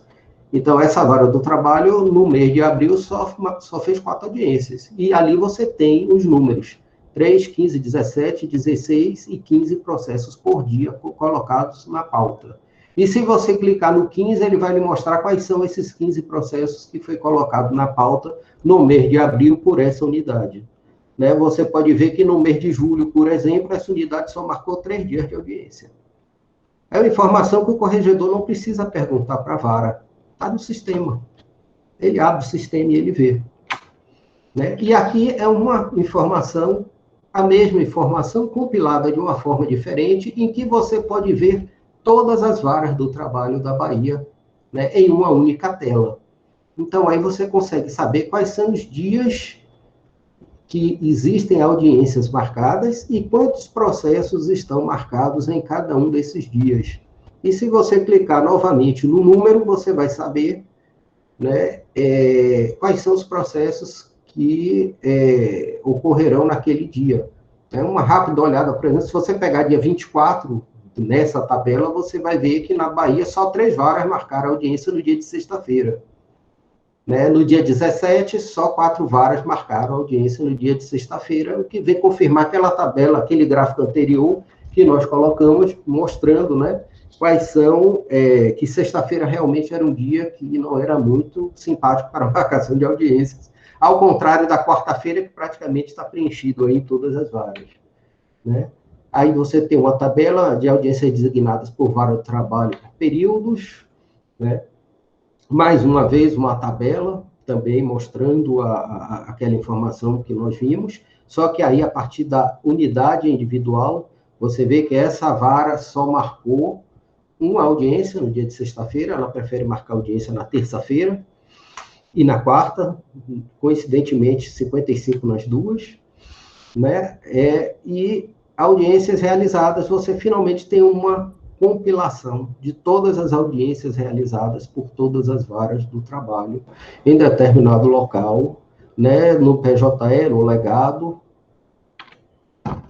né, aquela tabela que eu mostrei inicialmente, mostrando, estou passando muito rapidamente, né, o total de processos recebidos pelo tribunal. Essa tabela é uma que eu uso muito, ele mostra exatamente quais são as classes de processos que foram ajuizadas. Então, para o juiz que organiza a pauta, é muito interessante ele saber, né, que foram 25 processos. Em janeiro, eu recebi na minha unidade 25 processos de rito ordinário, 20 processos de rito sumaríssimo, né, um embarque, consignação e pagamento 4 e ação civil pública 1. Né? Então, você com isso consegue organizar a sua pauta. Temos aí, finalmente, aquela tabela que eu falei do IGEST, né, bem rapidamente aqui, vocês podem ver aí a classificação das unidades, né, quanto mais verde, melhor, né, e quanto menor o número, melhor, né, no caso aí, as melhores unidades é a Vara do Trabalho de Simões Filho, de Paulo Afonso, outra de Simões Filho, e a 27ª de Salvador. Né, o roxinho ali já não é uma coisa muito boa, né, então, sugere-se que você clique no roxinho ali para poder ver qual é o problema que está acontecendo na sua vara. Né? Quando você pega um mero indicador desses aí, né, e clica, por exemplo, vocês estão vendo a setinha vermelha aqui, pendente de julgamento conclusos com prazo em atraso, né, esse é o indicador que está fazendo esta unidade não estar bem na tabela. Então, você vai clicar ali naquele pendentes ali, né, ele vai abrir essa parte de baixo que vocês estão vendo aí, né, com o número do processo, consulta sistema. Se você clicar no número do processo, você já entra no PJE e já consegue trabalhar a partir daí. Né? Já terminando aqui, passando muito rapidamente, com a pandemia nós começamos e criamos uma tabela de atividade de servidores do primeiro grau, porque todos passaram a trabalhar em home office. Né? E como é que você sabe quem fez alguma coisa em home office? O objetivo dessa tabela não é ver a produtividade do servidor, porque eu acho que você vê a produtividade de qualquer pessoa, inclusive de servidor e magistrado, é uma coisa extremamente complexa, porque envolve uma série de variáveis. O que nós queremos aqui é simplesmente ver se existe alguma atividade sendo realizada ou não. Então, nós criamos no sistema do BI, né, essa tabela, né, esse painel. Nesse painel você consegue ver, por exemplo, em uma determinada unidade, quem fez o que durante quais dias. Né? E da mesma forma que nos outros sistemas, se você clicar no número, vai abrir qual foi a atividade desempenhada por aquele servidor naquele dia.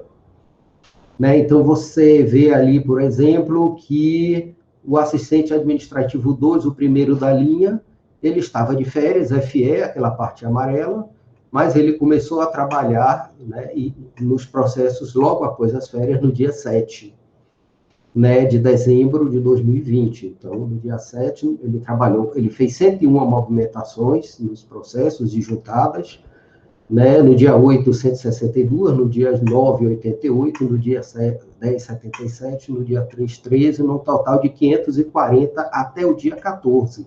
Essas informações nós temos até o dia de ontem, de qualquer vara, de qualquer unidade do tribunal. Então, mesmo as pessoas trabalhando em casa, a gente sabe se ela está fazendo ou não alguma coisa no PJE. E aí tem a relação do que a pessoa fez, né? E aí tem um gráfico mostrando a atividade também dos servidores. Né? Aqui já é um painel do segundo grau, né, que nós desenvolvemos, né, a partir do ano passado e desse ano, né, com prazo regimental, com dias corridos, ou seja, já vou terminando aqui, aqui também é um controle dos servidores de segundo grau. Terminando aqui a apresentação, o que eu posso dizer é que o sistema permite que se faça muito controle e muito gerenciamento, né, de processos e de informações.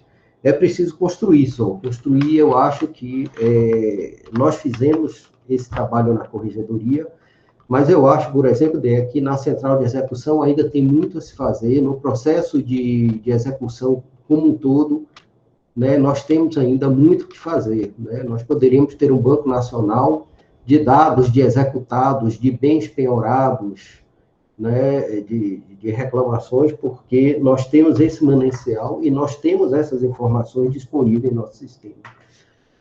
Só agradecer mais uma vez e passar a palavra aí à orientadora, a doutora Andréa. Muito obrigada, Firmo.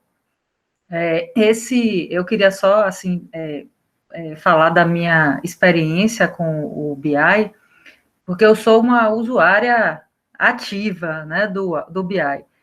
E Kátia está perguntando, está disponível para as varas e para os magistrados. Então, eu faço muito isso, Kátia. Eu vou lá no BI, olho lá no IGEST, vejo a situação da minha vara e vou pegando os processos que estão ali causando, né, aquele congestionamento, vou cronologicamente, dali eu clico, abre no PJE, eu já dou o tratamento no processo, e você vai fazendo isso, é fantástico, é uma ferramenta, assim, fantástica de utilização, ajuda muito o trabalho, seja o magistrado ou o diretor da vara, ou quem trabalha com despacho, que use o BI, que trabalhe a partir dali, é muito mais efetivo, é o que o Firmo falou.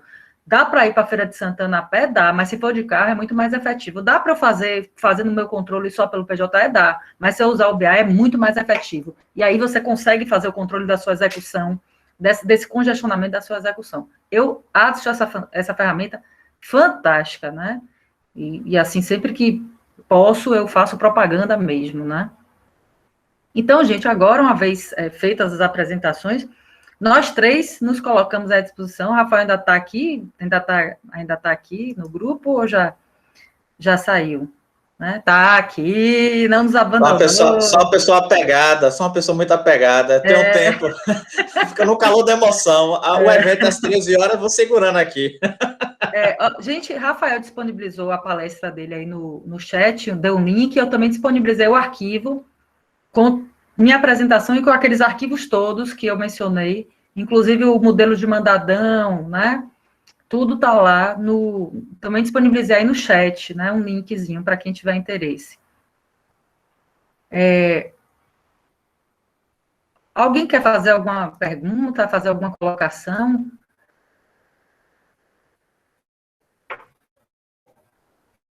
Me parece, se alguém quiser, pode abrir o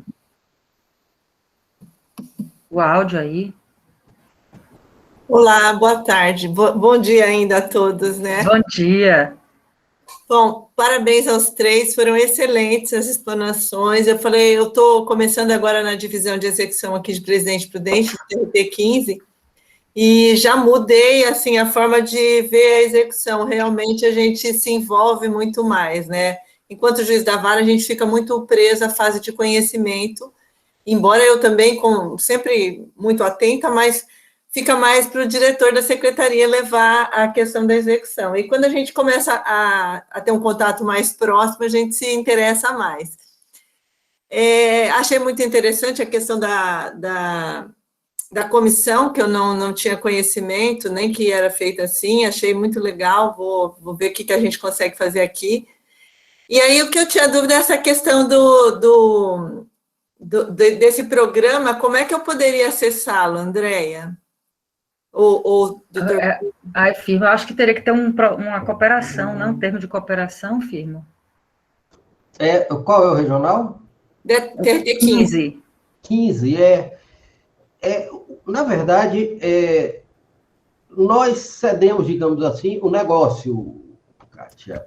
O negócio que é as telas, né, e a organização do sistema, porque cada regional tem a sua ferramenta, né? Um usa o Quilink, outro usa o sistema da Microsoft, mais ou menos. O Rio de Janeiro fez, e, salvo engano, o Sergipe fez também, telas exatamente iguais às nossas, usando outras ferramentas. Né? Eu sei que o TRT20 usou a ferramenta da Microsoft, o Power BI. Né? O TRT1 já tinha o sistema do Oracle BI. Né? Nós fizemos uma parceria com eles, e eles provavelmente fizeram a mesma tela, algo muito parecido com o que nós fizemos, né, com a mesma ferramenta. Então, é só entrar em contato com o nosso pessoal do gerenciamento estratégico, que a gente cede essas telas, né, cede as informações, principalmente aonde você consegue retirar essas informações, que é a parte técnica, né, que é a parte que o SHUS aqui, o nosso servidor faz, né? Mineração, né? A mineração desses dados, nós já fizemos isso, né? Por exemplo, dando um exemplo bem prático aqui, vários tribunais fizeram esse sistema, mas eles não sabiam como fazer para criar o link, né? Para você pegar aquela informação, né, daquele processo e fazer aquela conexão com o PJE. Né? Nós tínhamos isso aqui desenvolvido e acabamos cedendo isso para todos os regionais. Né? Então, eu acho que todos os regionais fazem isso, e é uma coisa que eu esqueci de falar, mas que é importantíssimo. Eu não vejo como, né, qualquer pessoa consiga, daqui para frente, trabalhar um gerenciamento de processo sem utilizar uma ferramenta eletrônica para fazer isso. Vai ficar cada dia mais difícil. Né? Então, é imprescindível que nós tenhamos ferramentas eletrônicas, né, que acompanhem o desenvolvimento do PJE também. Né? Inclusive também na fase de execução, foi o que eu disse. Né? A gente tem que ter essas ferramentas nossas próprias na fase de execução. Mas é só entrar em contato com o nosso gerenciamento estratégico aqui, né? É só pedir para o pessoal nos procurar aqui, que nós teremos prazer em fornecer, né, todas as informações que vocês precisarem para criar um sistema semelhante. Ok, muito obrigada, tá? Aí, Cátia, se você quiser falar comigo, que eu te passo o contato lá do pessoal. Tá bem. Eu tenho seu e-mail? Acho que não, né? Ou celular. Depois eu vejo, então. Pronto. A gente... É hora que acabar, né? Tá bem. Então, colegas, alguém quer trazer mais algum questionamento? Eu compartilhei no link, pessoal, tá no portal do CNJ, essa boa prática do TRT da Bahia, inclusive, tá lá no CNJ, já caiu no radar do CNJ. O legal seria se universalizasse esse programa, né, fosse um programa, né, auxiliar nativo do PJE, né, dada a relevância, né, do BI. Realmente, no olhômetro é complicado, né? Realmente, você tem uma ferramenta de otimização, né? Você tem inteligência artificial a serviço, né, da unidade judiciária, é fantástico, né? Fiquei aqui maravilhado.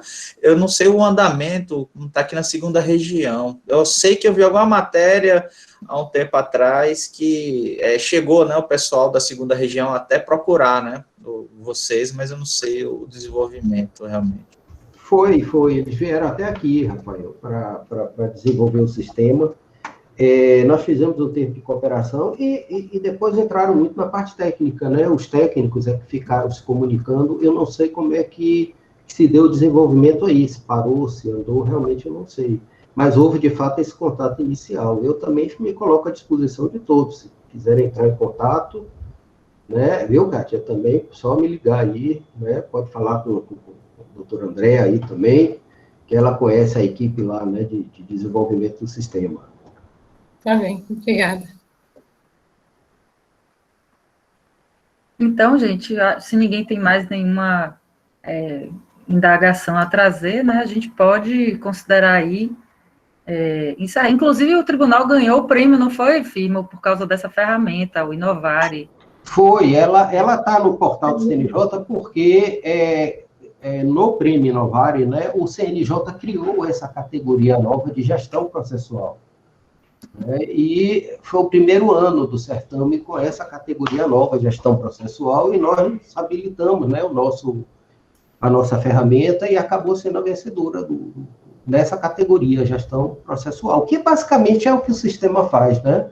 Hoje, antigamente era mais difícil, eu acho, você tinha só processo físico, né? Você tinha 4.000 processos físicos em unidade, como é que você ia separar todos os embargos de declaração, assim, em 5 minutos?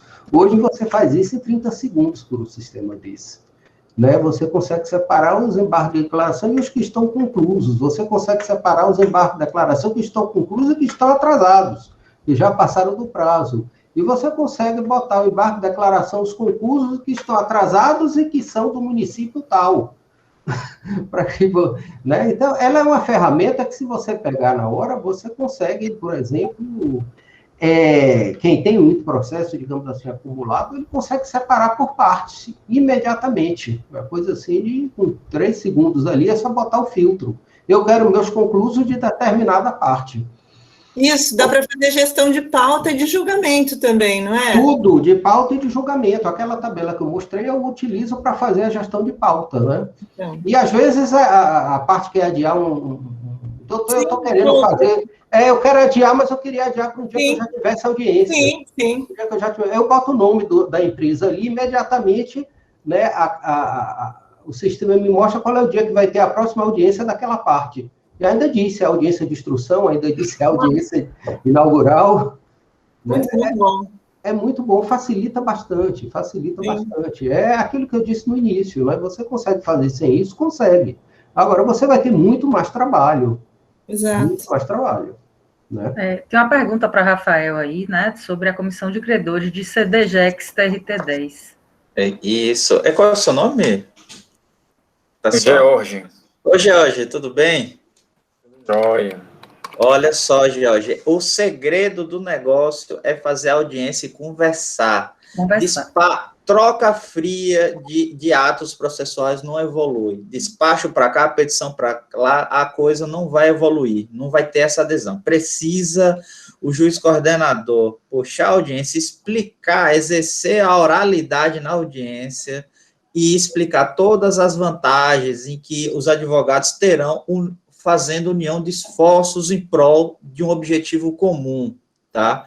Então, isso dá muita efetividade. Na primeira processo piloto do SOS Execução, quando a comissão de credores veio já atuando, já veio com 200 laudos de muita pesquisa patrimonial e já de pesquisas que eles foram compilando entre eles, pelo que deu para entrever ali.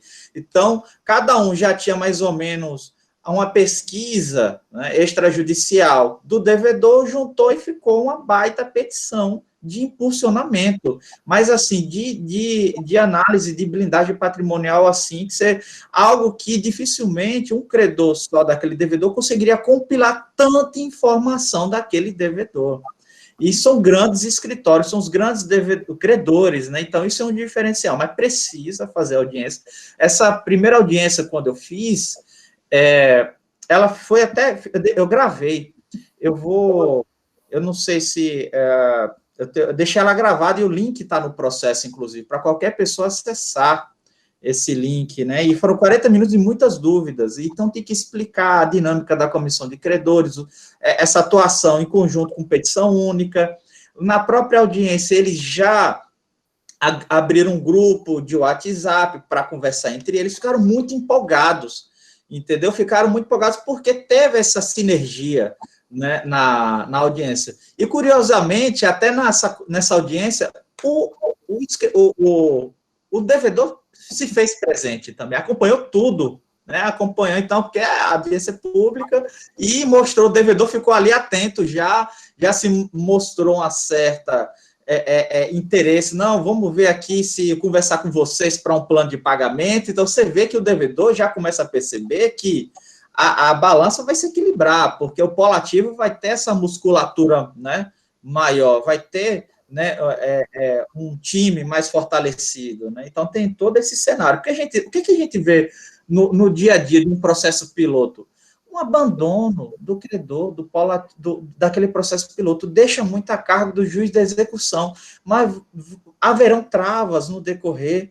Por exemplo, o IDPJ, direto e inverso, a gente sabe que a jurisprudência majoritária, só se for por provocação do credor, o juiz de ofício não vai poder fazer, vai dar nulidade. Volta e meia, a gente vê em sede de mandato de segurança, lá no TST, caçando, tirando, né, esse tipo de situação. Então, essa comissão de credores vai servir para justamente contornar esse tipo de situação, que o juiz da execução, ele por si só, ele não vai dar conta, vai ter situações pontuais ali que ele não vai poder seguir, entendeu? À luz da jurisprudência majoritária, né, como, por exemplo, IDPJ direto, inverso, então, Jorge, para dar efetividade, vai ser, até como eu compartilhei aqui o modelo, no ato da reunião de execução, já puxa a comissão de credores e já designa essa audiência para conversar. E mais, a comissão de credores, você mencionou no chat, não mostrou interesse, vai puxando sucessivamente, entendeu? A comissão. Mas aí você chama todo mundo, todos os advogados, ou você seleciona por quem tem mais processo? Isso, não, na verdade, que tem um crédito maior. Aí o referencial vai de cada tribunal. O referencial que a gente replicou do TRT da 5ª região foi o que tem os 5 maiores credores, né? O que tem o crédito maior. Mas você pode pegar por escritório. Por coincidência, por exemplo, nesse primeiro caso que a gente fez a comissão de credores, os 3 primeiros credores eram do mesmo escritório. Quando a gente deu conta, a maior parte do passivo era de um só escritório. Então, a gente, para democratizar a comissão de credores, a gente foi abrindo a participação para outros advogados, para poder fazer exatamente a composição de 6 credores com patronos distintos, porque a ideia, no final das contas, é ter o maior número de patronos no polo ativo, e não exatamente, porque a composição originária, dos 5 credores, 3 eram do mesmo escritório, então ia esvaziar um pouco a comissão, porque, repito, a ideia é troca de informação em face daquele mesmo devedor, né? A investigação patrimonial extrajudicial, no caso, a petição, quando veio com muita investigação de rede social, a dinâmica, o modus operandi do devedor, que ele já viu mapeando ao longo do tempo. A lógica do negócio, a ocultação patrimonial. Então, é a ideia de trazer maior quantidade de advogados representando os credores daquela reunião de execução, entendeu, Jorge? E aí a gente colocou 5, compondo mais um com o credor do processo principal, formando 6, um referencial que qualquer um pode fixar. Inclusive, Kátia aqui perguntou no chat, essa comissão pode ser no sistema, em qualquer sistemática de reunião de execução, pessoal, porque o fundamento maior está na Constituição, né? Direito de petição, acesso à justiça, e você está adensando, você está só prestando o processo daquela pessoa para a sorte dele estar no processo piloto. Então, nada mais natural que dê a oportunidade para ele de cooperar naquele processo piloto, porque a sorte do crédito dele, né? Pode dar certo, como pode dar muito errado, porque se aquele credor daquele processo piloto for um desinteressado, pode dar muito problema, porque o juiz de execução vai ter suas limitações também, tá? Deixa eu só... desculpa. Eu queria só acrescentar a pergunta de Kátia, que se há dificuldade entre os participantes da comissão, pensamentos divergentes. Já aconteceu aqui algumas vezes, principalmente nos processos da ACE, os grandes devedores, de haver divergência ou da própria comissão não se sentir confortável para decidir determinada situação, né? E aí, o que eu faço? Eu convoco uma assembleia de credores, faço um edital de convocação, dou publicidade, defino os critérios, né? Qual é a matéria que vai ser discutida, o critério de votos, um voto por cada exequente, por exemplo, né? Cada exequente terá, ou seja, cada advogado, que só participam advogados, cada advogado terá direito a um voto por cada exequente que represente, fixa o prazo prévio para habilitação, quem vai participar da assembleia de credores, e no dia da assembleia a gente coloca a matéria em votação, colhemos os votos e aí temos o resultado final. Então, se soluciona. Isso, gente, até no mundo virtual, viu?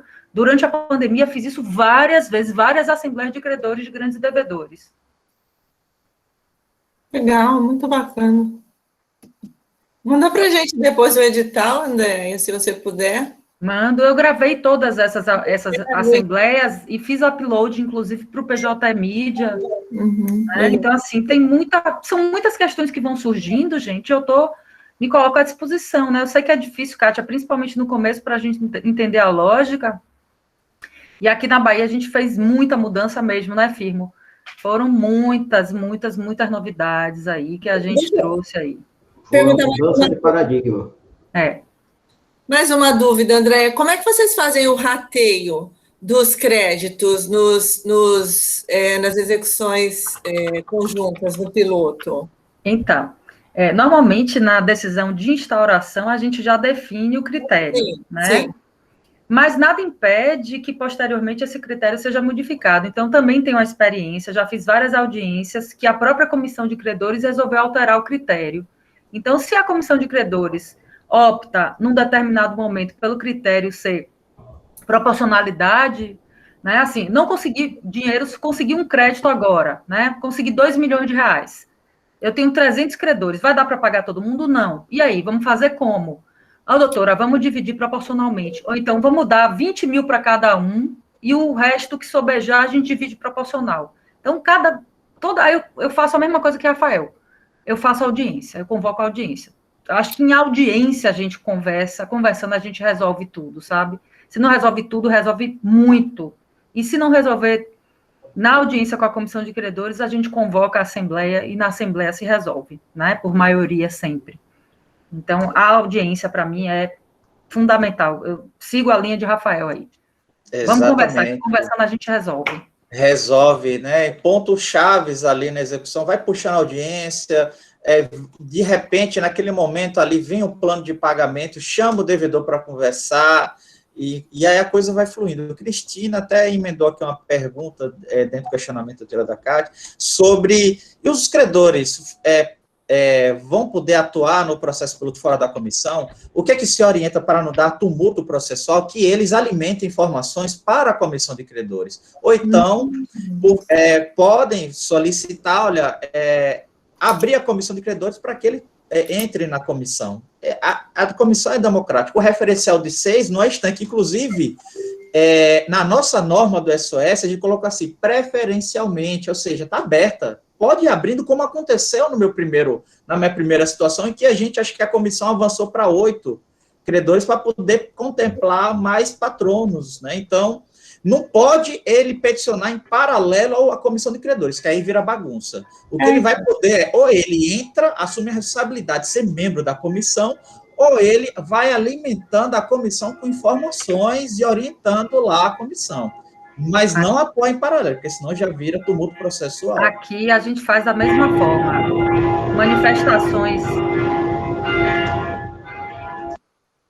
Manifestações fora da comissão, a gente faz da mesma forma. Então, há interesse, quer compor a comissão de credores, a gente vai acrescentando. Então, eu tenho comissão de credores aqui de vários tamanhos, né? Claro que o ideal é que ela não fique muito grande, porque senão deixa de ser uma comissão, deixa de ser algo, né, uma coletividade menor representando uma coletividade maior, né?